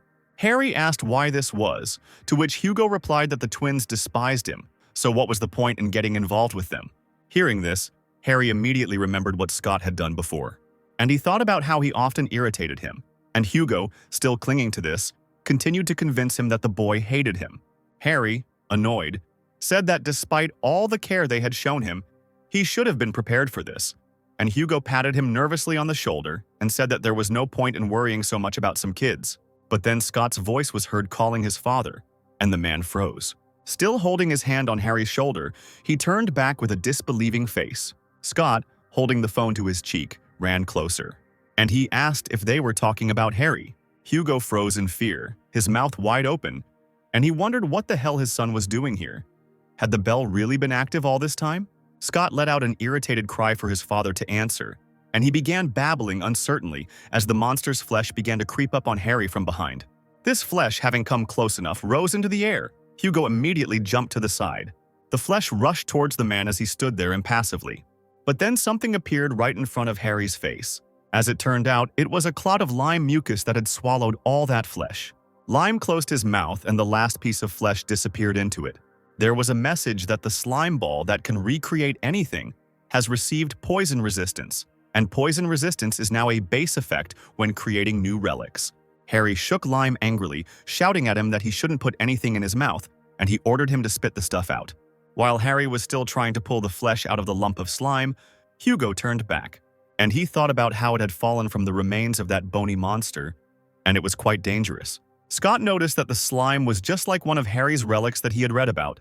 The guy walked forward in disbelief, saying that the man had amazing skills and an inexhaustible supply of energy. A joyful Scott cried out that the 13th Awakened's only friend was his father, and so he asked the man if he was really Harry. Hugo only sighed in concern in response, not knowing what to do. Scott, however, was in a joyful and delighted state. Harry, however, was distracted from the lump of slime and turned around in irritation. Meanwhile, a meeting was taking place at the headquarters of the Lion Branch.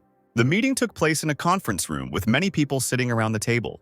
Oliver said that the chief hadn't been in touch since yesterday, and since the twins were good at searching, they needed to hire them. A man asked him if they would agree to help them after that altercation, to which Oliver quietly cursed and said that he was just trying to look cool. The same man said that there were rumors that the head had not yet shown up because of Harry. Oliver raised his head and said that it was all nonsense, and even if his return was true, he still lost to their boss in the past. But then a melody began to play in the hall. Someone's voice sang that he despised Leos and hated Sagittarius. Everyone turned awkwardly to look at the source of the sound, as the voice sang that it only wanted Harry. Everyone stared at the girl sitting opposite Oliver. The girl picked up the phone and apologized, and then she leaned back in her chair and said that she forgot to turn it off. It was Chelsea, the vice chief, the cardinal of the Lion's Branch. Oliver wearily grabbed his head when the man indignantly called out to the girl. Oliver exclaimed that their leader was missing, so they needed to take the matter more seriously. Chelsea just asked why the hell they were looking for him at all. But then she corrected herself, asking again in more correct words, and then she said that their leader was tenacious, so he was definitely fine, and everyone thought that maybe she was right. Oliver exclaimed that, as vice chief, she should be leading the search and not pretending it didn't concern her, and in the meantime she received messages. But Chelsea didn't pay attention to the man, reading the messages that they had a new uncle, so she needed to get home as soon as possible. The girl stood up from the table and turned around, saying that she would be leaving early, so let them sort everything out here. And then she left the room in complete silence. Oliver grabbed his head. He began to make irritated cries. His eyes began to squint. Meanwhile, a crowd of journalists gathered outside Sophie's residence, asking whether the drachma incident was connected to Harry, who dared to kidnap her, and what this 20-year-old truth was. Sophie's subordinates went outside and said that there was no comment today. The Holy Lord also needed rest. They said that she would answer all the questions later on the official broadcast, and now they should go their separate ways. Meanwhile, Sophie stood by the window, wrapped in a blanket with a mask on her face. She pulled the curtains closed in irritation and cursed at Harry. The woman bit her nail in irritation, something still glowing dimly on her neck. And she thought about how this Harry dared to make a big deal out of that incident. Yesterday, after the incident at Drachma, subordinates tried to take Sophie away from the journalists. But suddenly something on her neck glowed with a bright light. People cried out in fear, asking what it was, whether it was a terrorist attack. But it turned out that it was some kind of message. And in the sky there appeared a message from Harry, asking what Harry had killed. And from below, there was an exclamation that it was the truth from 20 years ago. Sophie clutched her head, thinking that if she told the truth, the rest of the saints would not leave her alone. But if she did nothing, Harry would create even more problems for her. The woman, standing on the bed, raised her head and screamed desperately. Meanwhile, Harry, scratching his ear, asked if he should make ramen. The news anchor said that Sophie is currently not leaving her residence. There have been no comments yet. He said that of all the incidents that occurred at the auction, This one was expected to cause the most commotion. A man sat and watched the news. After hearing what the presenter said, the man said that this would not work. The next day, Harry was still at Hugo's house. Hugo and Harry were practicing shooting, and one of them hit the bullseye with an arrow. After this, the man lowered the bow, which was decorated with various monograms, and it had 4 bowstrings. The wind whistled over Hugo's head, ruffling his hair. Harry asked the man how he liked the new bow, to which he replied that he really liked it. The bow that the goat gave him wasn't even close. The next moment, Harry released an arrow, and it hit Hugo's arrow right and broke it in half. Harry happily exclaimed that he had another 10 points, and Hugo looked at the man suspiciously. And then he asked him if he had to practice shooting blindfolded, to which he replied that it was quite fun. Hugo exclaimed, asking the man if he had been shooting at his target on purpose, to which Harry pulled off his blindfold and grinned, replying that he enjoyed annoying him. Suddenly, a glass of water and ice appeared in front of Harry's face. As it turned out, it was Scott, who, with a look burning with admiration, literally on his knees brought the man water and a towel, in response to which he received gratitude. Harry happily took the glass of water, and the boy and the man smiled at each other, while Hugo was in an extremely irritated state. The man ran a little closer and asked his son if he thought his father could use a drink too. In response, Scott coldly told his father that there was water in the refrigerator and he could go and get it himself. Hugo fell to the ground and began to roll around on it, screaming pitifully, while Scott watched this, and Harry, drinking cold water, noted that his characteristics had increased since the skirmish in Drachma, so he could afford a small investment. There have been reports that the sacred abode of Ophiuchus, the Palace of the Snake, has been recreated. Due to the low level of the sacred abode, the space is very limited. The sacred chamber is a place where the constellation bearer can live, train, and test their power level. Harry could now control his chamber, and he could summon a low-level piggy bank avatar to his chamber. There was also a message that by bringing human avatars into the abode, he would strengthen the power of the abode. Walking back to their abode, Harry scratched his chin thoughtfully, wondering where he could get human avatars. Here, Scott said that since the man was leaving soon, they could go together. Since he also had things to do, Harry noticed that he didn't even realize that so much time had passed. Hugo, who had stopped lying on the ground, asked the man if he had an appointment, to which he received an affirmative answer. With a wave of his hand, Harry threw the towel over his shoulder and said with a grin that he would have to meet a lot of people today. After some time, he reached a cafe that sold fried chicken. Simon, who was sitting at the table with a huge plate of chicken on it, asked Harry if he would like to join the twins. While chewing on the chicken, Harry asked the man if he hadn't said he was overwhelmed with worries, but here he had more than enough energy, and the waitress who brought more chicken was surprised that the man was going to eat it all.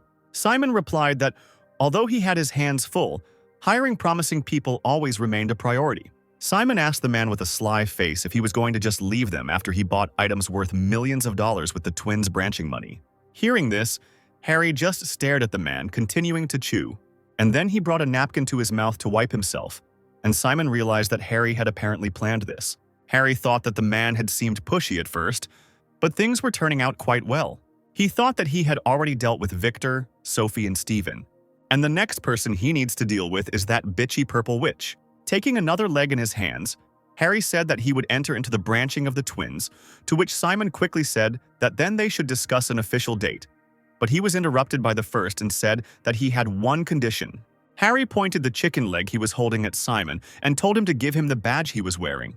Simon's subordinates immediately became alarmed and cried out that the Holy Lady had personally handed the emblem to their bishop, to which Harry only responded by saying that they should not interfere in the conversations of adults. Simon asked the man if he wanted to get the emblem to enjoy the privileges of their branch, to which Harry replied that they could shower him with promises, but it was hard for him to believe in anything until he got his hands on it. Smiling, he asked the bishop if he would be willing to make a small investment. After a moment's hesitation, Simon responded tensely, saying that he needed to think about it. The subordinates, hearing this, immediately became alarmed again and called the bishop, but Harry told him to decide faster. Picking up his phone, where he had texted Scott that his matter would take some time, he told the bishop that he had one more matter to attend to today.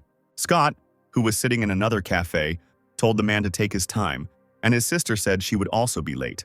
Scott thought that this place was famous for its excellent ice cream, so his uncle must appreciate it. In his delight, the boy thought that he couldn't believe he was calling Harry his uncle. This would definitely amaze his sister, and he couldn't wait to see her amazed face. Humming happily, the boy took out his knife and thought about asking his uncle to sign the dagger he had fixed for him. But suddenly someone, saying that it was dangerous to play with knives, snatched the dagger from the guy's hands.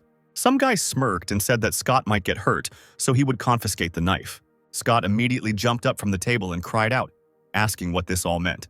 As it turned out, the one who took the knife was Eugene, a Templar of the A-class twin branch, and behind him stood his retinue.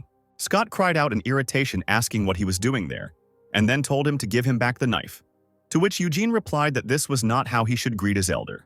Scott gritted his teeth and thought about how this guy was always bothering him because he was slightly older, and he would love to beat the crap out of him, but he couldn't.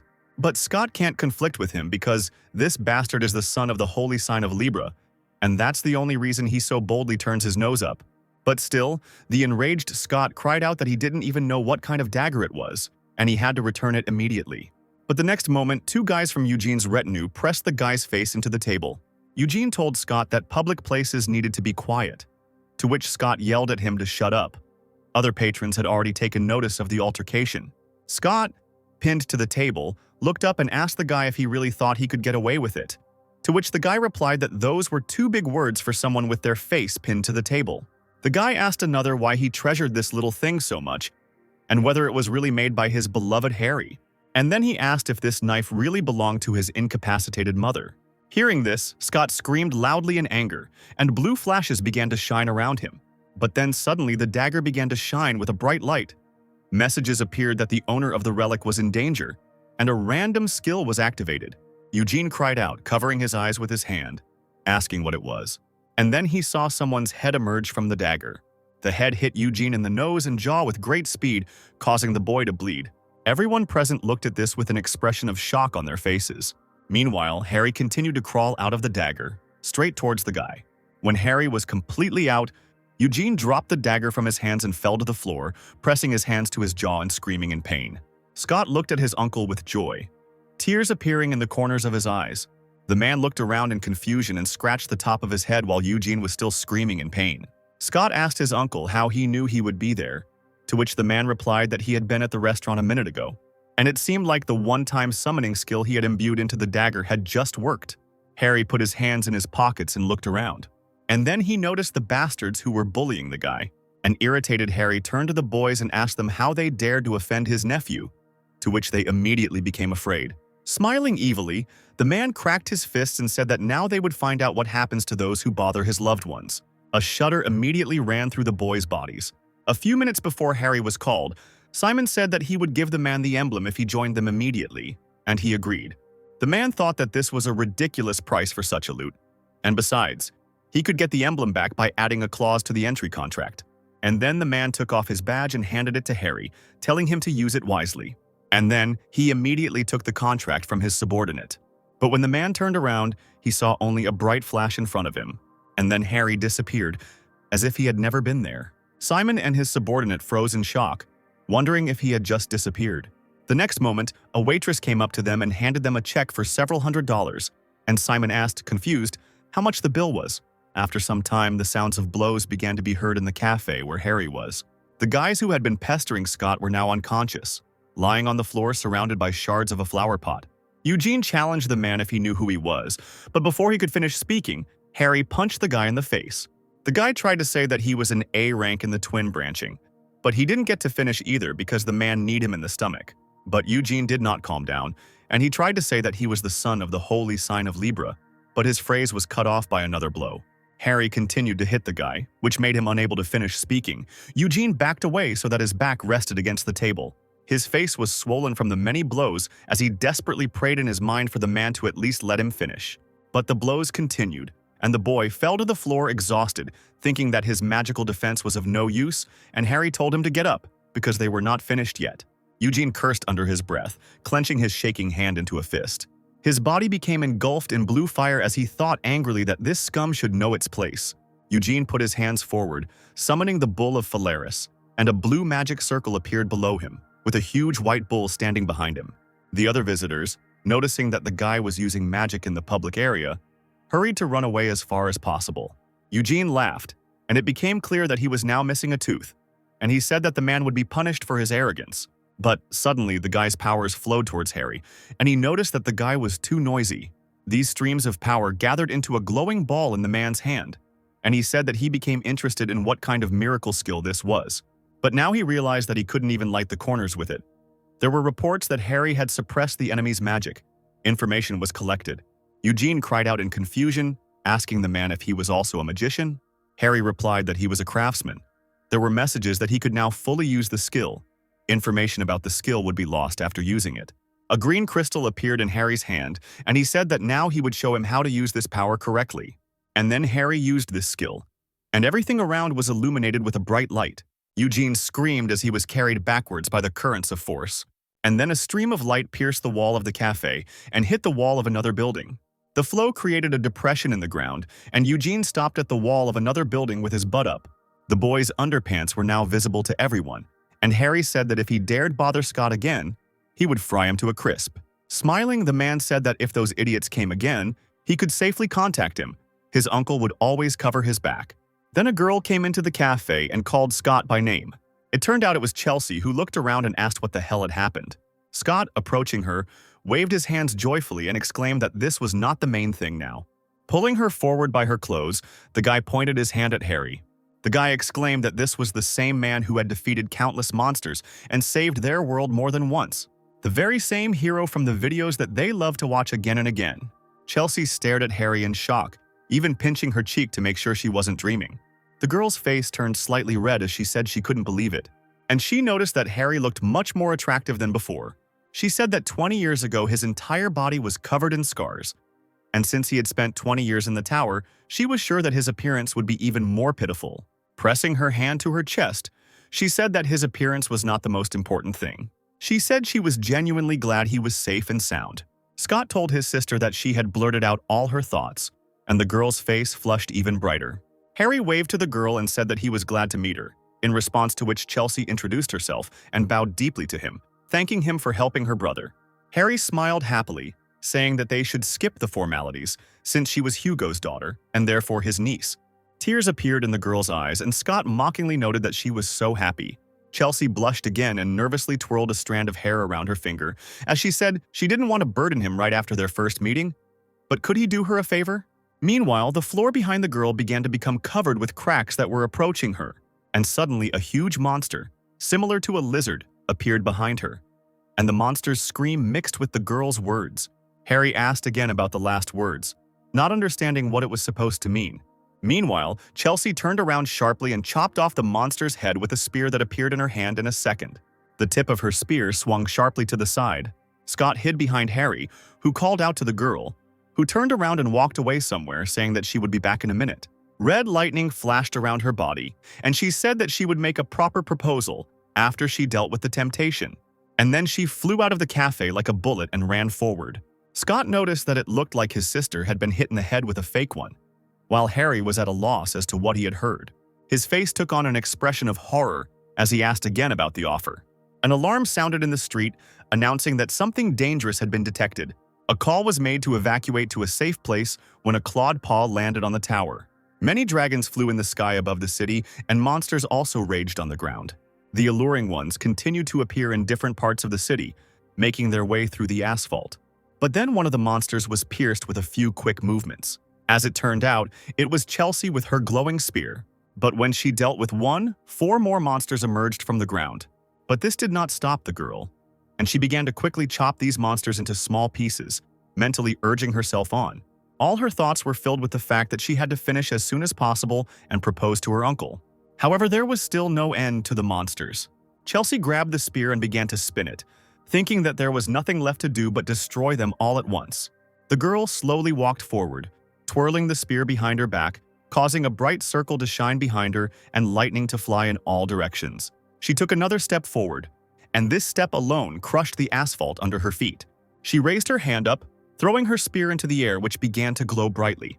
And then she looked up at the monsters, her eyes glowing with an angry red light, and she told them not to dare interfere with her love.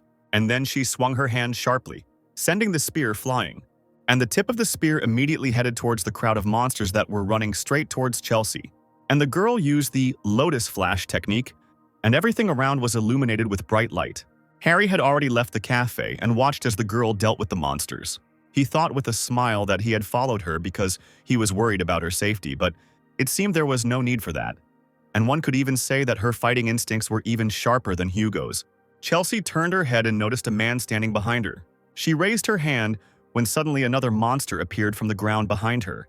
The monster snapped its jaws shut with a loud bang, but Harry managed to save Scott and his older sister, grabbing them and running away. The girl's face turned a little red again as she called out to her uncle. The man's cap was burning in the fire when the monster said that it seemed like there were interesting creatures in this world. The monster woman pulled her whip and said with a smile that she liked it, so she would make a special pet out of it. She sat on a throne that was on the back of a huge monster, from whose mouth lava flowed. Coming closer, Harry asked why everyone was so hot-headed today, although it didn't matter, because he needed a furnace to create new relics anyway. And he exclaimed that it was great that the monster would become his #1 gas heater. The woman smiled and remarked that this man was very funny. Chelsea, who was standing behind the man, thought that the race in front of them was an illusory race. Noticing that the girl was lost in thought, Harry poked her in the forehead, interrupting her thoughts, and asked what she was thinking about. And then he told the guys to leave everything to him, and they themselves would take care of the evacuation of the residents. Turning away, he said with a smile that he trusted them with this because he knew that they were strong, and therefore they should trust him too. In response to this, Chelsea did not say anything against it, but only smiled. And then she and her brother said in unison that they would take care of it. A glow of different colors immediately appeared around the bodies, which meant that they were ready, and Harry said that now the fun would begin. The woman, still sitting on the monster's back, began to swing her whip. However, Harry successfully dodged every blow. But this brought only joy to the opponent, and she cried out for him to continue to resist. But then the whip wrapped around the man's body, pinning his arms to his body. The woman screamed her hand up and shouted that this taming would be incredibly fun. As she jerked her hand sharply, Harry's body immediately rose into the air, and then she started waving her hand, causing Harry's body to hit the asphalt and the houses that were nearby. With another such blow, Harry's body hit the ground, but he landed on his knees and there was a crater under his feet. Rising to his feet, he easily tore the whip that bound him and asked if that was all she could do. Noticing this, the woman began to smile even wider, anticipating fun. And then a fireball burst out of her monster's mouth and flew straight at the man. There was a huge explosion and a huge mushroom cloud rose into the air. Meanwhile, Scott and Chelsea were busy evacuating residents. Supporting the fallen rock, Scott told the people to hurry to the evacuation center. The guy smiled and noted that he was already finished here. Running up to his sister, he informed her that he had helped all the remaining civilians, but Chelsea seemed to pay no attention to him at all. Her gaze was directed forward to where Harry was fighting the monster. Frowning, she thought that although Uncle was strong, his opponent was a representative of the illusory race, which was one of the most dangerous ones that brought misfortune. And she was at least a red class. She wondered what to do if his old wounds from the time of the tower made themselves known. Chelsea jumped up and ran forward, deciding she had to help the man. Scott shouted after her that they had been told not to interfere. The monster laughed, saying that she seemed to have overdone it, and she apologized, saying that she didn't mean to burn him to the ground. And in the meantime, there was a huge crater in front of her. But then she heard an enthusiastic cry. Someone's 2 eyes flashed in the smoke, and the man said that this is exactly what fire should be like, and the fire of that boy from the twins could barely warm his palms. A ball of fire appeared in front of Harry's face as he grinned widely. He exclaimed that it would now definitely become his burner. And a message appeared that the resulting fire was suitable for use in the creation workshop. The monster did not expect this at all, and she was surprised to notice that the man had survived the hellfire. Shouting that they must not delay, Harry raised his hand with some kind of small hammer. A message appeared asking him to select an item to cast the spell on, and Harry raised his hand over the fireball where there was some kind of cube. A glowing pentagram appeared under the man's feet, and the monster frowned and said that she didn't understand anything. And then she screamed that she would not let him do this. But before the monster could do anything, Chelsea appeared behind her, already activating her skill. And then the girl used the skill Lightning Rumble, and a bright lightning fell on the monsters. However, something unexpected happened, causing the girl to open her mouth wide. As it turned out, the woman caught the girl's spear with her hand and it began to melt. And with a sharp movement of her hand, the monster threw the girl back and she flew straight into the house. Chelsea hit her back hard against the building and blood started running from her mouth. Meanwhile, the lizard-like monster moved forward to devour the man. The monster jumped up and opened its mouth to devour the girl, who was still hanging on the wall of the building. But before this happened, the monster was suddenly pulled back by something. As it turned out, it was Harry who grabbed the monster's tail and began to twist it. The man cried out, asking where the lizard was going since he was her enemy. And then he spun quickly, and the lizard flew straight off the building. The lizard hit its back with a dull thud against the wall of the building and opened its mouth wide and let out a silent scream. The female monster was shocked to see that her underworld lizard had been defeated so easily. But then Harry appeared in front of her, looking at her with an angry look, as if he was preparing to devour her. And he said that if she touched Chelsea again, he would not leave a wet spot on her. The woman felt like she was looking straight into the huge eye of a snake that could kill her at any second. She drew back and noticed that something was consuming her. She grabbed her head, not believing that someone could absorb her, a representative of the illusory race. And then the woman burst into a bright purple flame, and she said that now she realized that the games were over. Chelsea held her hands out in front of her and noted that the woman was emitting absurdly large streams of magic. The woman said she didn't like the uniform because she wouldn't be able to work out in it. But it looks like she will have to admit that the man is her enemy. The woman's body turned purple. She looked menacingly at Harry and said that she would incinerate him first and then everything in the area. And then she darted forward, and the outline of an eagle was visible around her. However, the woman's fist was met by Harry's fist. Chelsea screamed for her uncle. And then, in that very place, a bright flash shone. And then everything around was engulfed in a bright purple light. Sensing something was wrong, the female monster looked forward and was surprised. As it turned out, Harry held back her blow with the help of a transparent glove, which was a Class C artifact. The woman's eyes widened and she asked in disbelief if her attack had really been stopped by a plastic glove. While Harry's body was using super regeneration, he smirked and said that now she should get it for daring to burn this city. The bright light came on again as the woman exclaimed that it was humiliating. Harry asked her if she was belittling the abilities of his glove. He opened his eyes, which were glowing faintly, and he said with a smile that she couldn't even imagine how useful this glove was when eating fried chicken. There were reports that the Hellwings had too much negative energy to be made into an avatar, and that it needed to be cleansed. And then Harry asked in irritation if the cleansing fist would work, and he began to deliver a series of cleansing blows to the hellish wings. The woman fell to the ground, her body returned to its original form, and the man asked her if she was still not purified. A message appeared that dead targets could not be cleansed. Harry asked if she couldn't handle that either. Turning to the lizard, Harry said that he had no choice but to replace the gas burner with a lizard. The lizard immediately surrendered to the man, and reports emerged that the lizard of the underworld had become a captive of the snake-bearer. Harry asked her what he should name the lizard and offered her several options, and she chose Torch. Scott and Chelsea immediately ran to the man, and the girl asked him if he was okay, to which Harry asked them if they were hurt. The girl replied that everything was fine, and then she said that she never had time to ask the question. And then Harry remembered the girl's words and proposal. After clearing his throat, Harry started to say something to the girl, but then she interrupted him.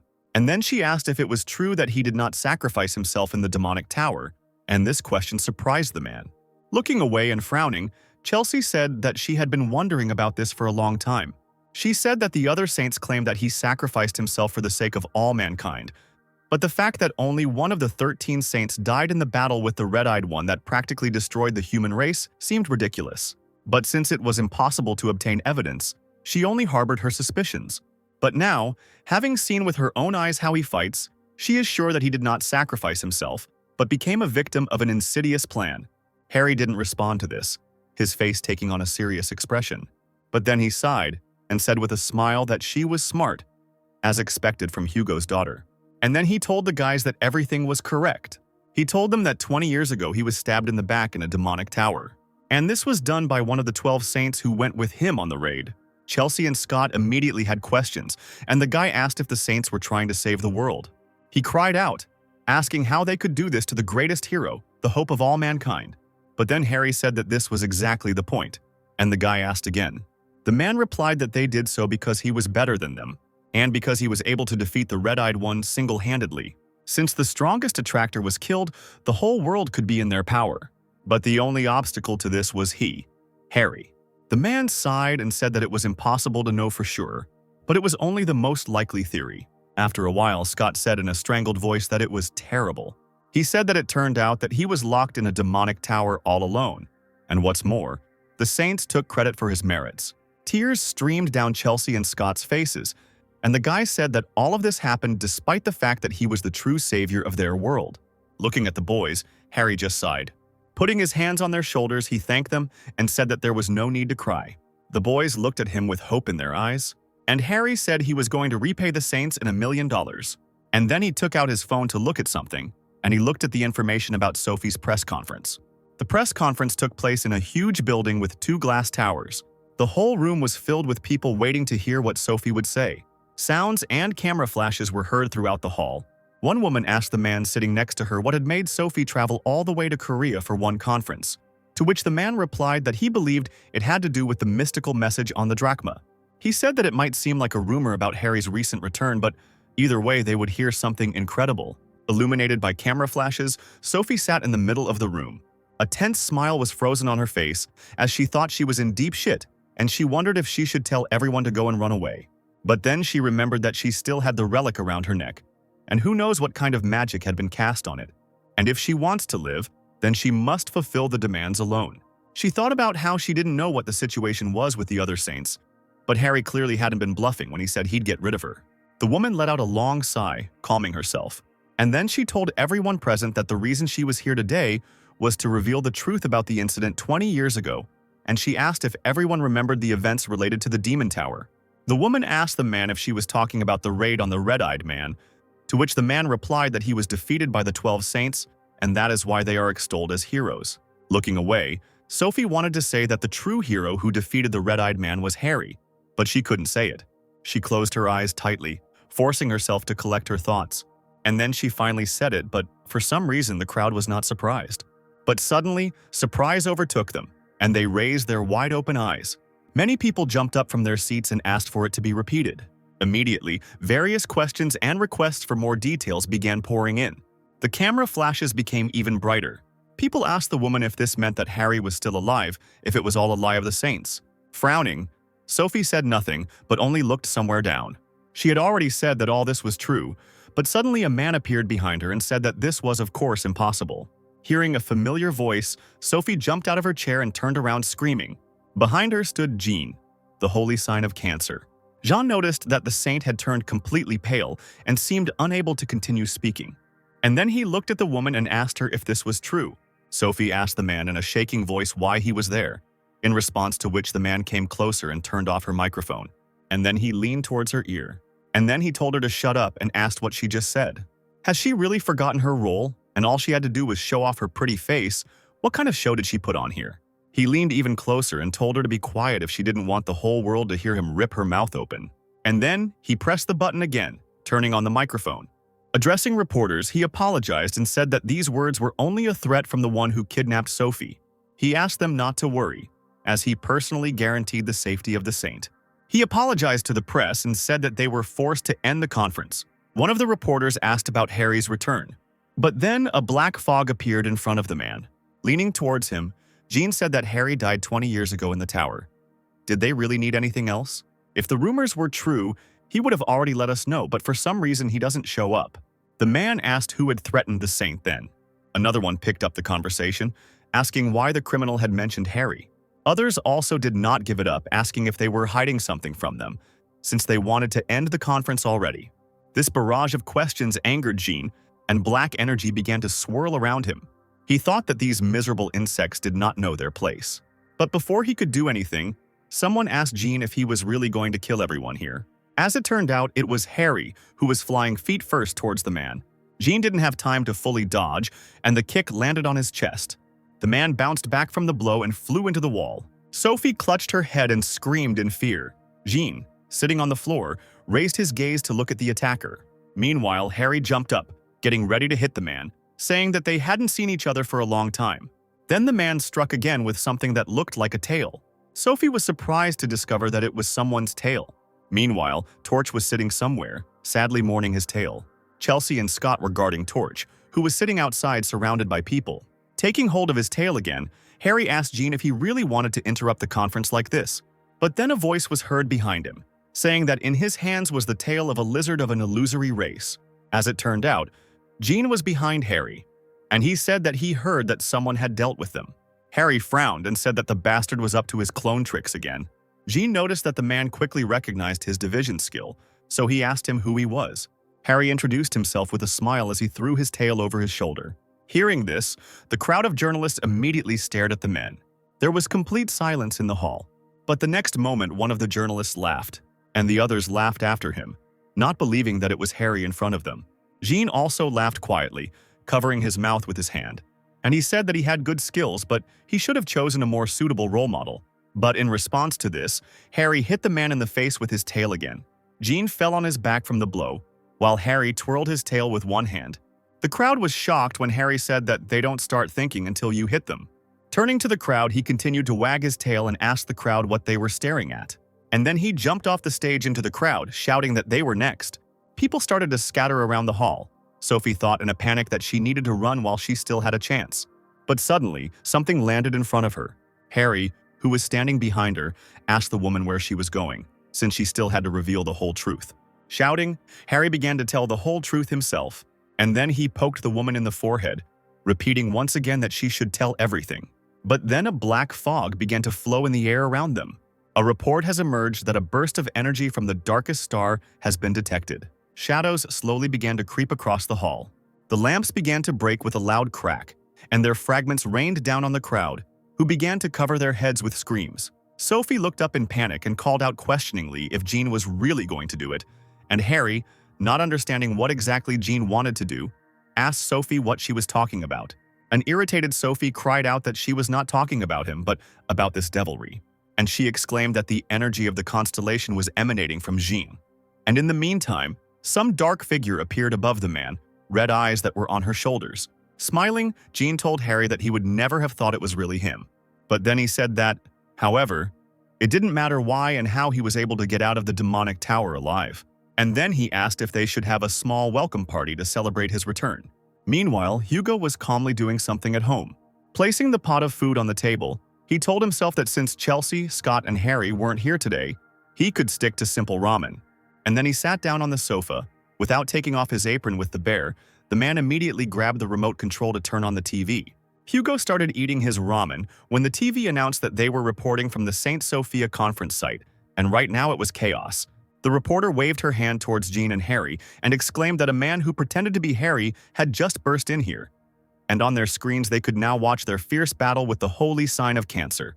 Harry, however, struck at the same time, but John managed to dodge, and therefore the man's blow hit the stage, causing it to shatter into small pieces.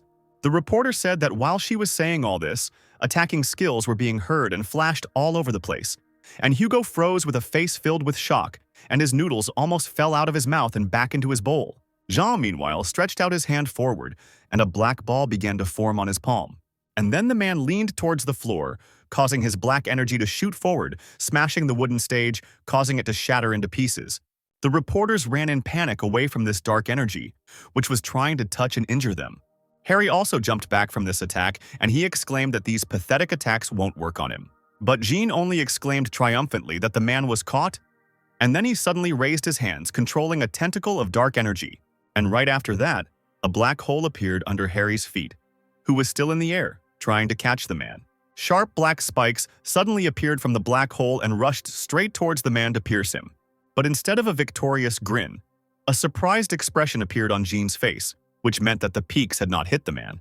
The black peaks came together, but Harry was not on any of them, and a glowing knife rested its tip on top of one of the peaks. As it turned out, it was Harry's dagger, which hung in a straight line above these peaks, keeping its balance, and its support was only in the tip of the knife. Noticing this, the journalists who had not yet left the building clapped their hands, raised their thumbs up in approval, and enthusiastic cries rang out. And then Harry fell down and, doing a somersault, landed on another whole part of the stage several meters before Jean. He leaned low towards the stage, his knees almost touching it, and lightning ran around his body. And then Harry straightened up a little and ran very quickly straight towards his opponent. Jean crossed his arms in front of him and a black ball appeared on each of his palms, and he asked if the man had really only been practicing acrobatics for the last 20 years. And then his palms touched the floor again, and black sharp peaks quickly moved towards Harry. But Harry didn't care. He deftly dodged them or cut them with his knife, and he asked the man if he really had no more tricks left. And then he quickly appeared next to Jean and struck him in the chest. However, he felt something was wrong, and therefore looked in that direction with surprise. As it turned out, instead of the man's body, he cut his suit, from which black smoke was now coming out. An irritated Harry exclaimed, asking if he had really spent 20 years doing nothing but learning how to create clones. Again, Jean's voice was heard from somewhere behind Harry, who replied that he would consider it a compliment. A strong wind blew through the entire hall, and Sophie, clutching her head, screamed loudly. A black hurricane rose in the hall, questioning everything in its path. And this black fog also began to enter into the people who were not lucky enough to escape the tornado, into every hole, causing them to let out muffled screams. Harry asked the man if he, the crazy bastard, had really lost his mind and how he intended to clean up the aftermath. There were quiet footsteps, and Gene replied that he would somehow sort it out. The man's hands were coated in his dark energy, causing them to now become sharp blades. And Gene said that he simply decided that he needed to deal with him as quickly as possible while he still had the chance. Hearing this, Harry turned around with a frown, his eyes shining with an evil fire, and asked him if he was the same scumbag who stabbed him in the back that day. Clones began to appear around Gene one after another when he asked if he was really trying so hard to find the culprit. And then he said that it was not right for a hero to dwell on such petty grievances. The man said with a grin that people would rather take him for a street thug than a great saint. Holding the knife out in front of him, Harry responded by telling the man to stop yapping, as those words were too loud for the cowardly little thing hiding behind a bunch of clones. Gene replied that these were not just clones, but they were recreated from the life energy of the reporters who were there. And in the meantime, there were many reporters lying on the floor, and some dark energy was coming out of their mouths. The man said that if another thoughtlessly cuts up the clones, then this can dissipate all the life energy, and then everything will turn out very sadly for these people. Looking around, Harry said that such nasty tricks suited his face perfectly. A multitude of clones lined up in a line that surrounded the man, and Gene's voice was heard saying that these were his last words. His voice seemed to come from all sides, and then all the clones pounced on the man at once. Suddenly, the real Jean, who was hiding among the clones, looked forward and his face was distorted with surprise. As it turned out, all the clones' swords met not Harry's body but the lizard's tail. Harry, who appeared behind Jean, exclaimed that this was a new skill he had acquired in Drachma. The man quickly turned around to do something, but in the meantime a fist was flying towards him. Harry threw a punch at Jean, his fist hitting him right in the chest. Harry said that this Jean was not just a clone, but a part of the real Jean. So once he dealt with him, it would not be difficult for him to deal with the rest. In a panic, Jean turned around and asked the man how he had guessed. Harry replied that he had said that he was rotten. He recognized him by the smell, but in fact it was the skill Power of the 13th, which allows you to determine the weak point of the enemy. Harry quickly jerked his hand, tearing some red crystal out of his opponent's chest. As he fell to the ground, Jean asked the man how he managed to find the core when even the twins couldn't do it. There have been reports about the characteristics of the Cancer core, that a big gap has been created in the powers of the holy sign of Cancer. Harry can absorb the power of Cancer. The magical power of the dark star is dissipating. Noticing that everything had become calmer, Sophie opened her eyes with apprehension. The dark energy left the building as if it had never been there, but everything around was destroyed. The reporters began to come to their senses and rise to their feet. Jean lay on the ground with a black mist coming out of his wound as he asked Harry what he had been through in that tower, as it felt like the power of a god was pressing down on him. Harry chuckled and said that the man was talking a lot for someone who had just been made. Jean grinned and said that he would back off for now, but he still had an ace up his sleeve. His body began to dissolve into dark smoke and he said that it would become the worst headache for him. Jean's body completely evaporated. Harry, holding his core in his hands, said that it was not worth hoping that he would back down so easily. Suddenly, there was a vibration in the pocket of his sweater. As it turned out, Harry was calling Hugo. Harry picked up the phone, and Hugo's screams were immediately heard from the short line. He cried out that the man had attacked Jean's clone, meaning that they had pointed their weapon at him. Hearing this, Harry immediately became alarmed and asked again. Meanwhile, something was happening somewhere high in the sky behind the clouds. There was a station hanging in space. A red light appeared on top of the station and a sound was heard. After some time, something disconnected from this station, and then the rocket flew down. There was a huge flash, and the rocket accelerated even more. It was a Mormoth missile, a special weapon that was created by the Capricorn and Gemini branches after Harry's disappearance to destroy powerful lures.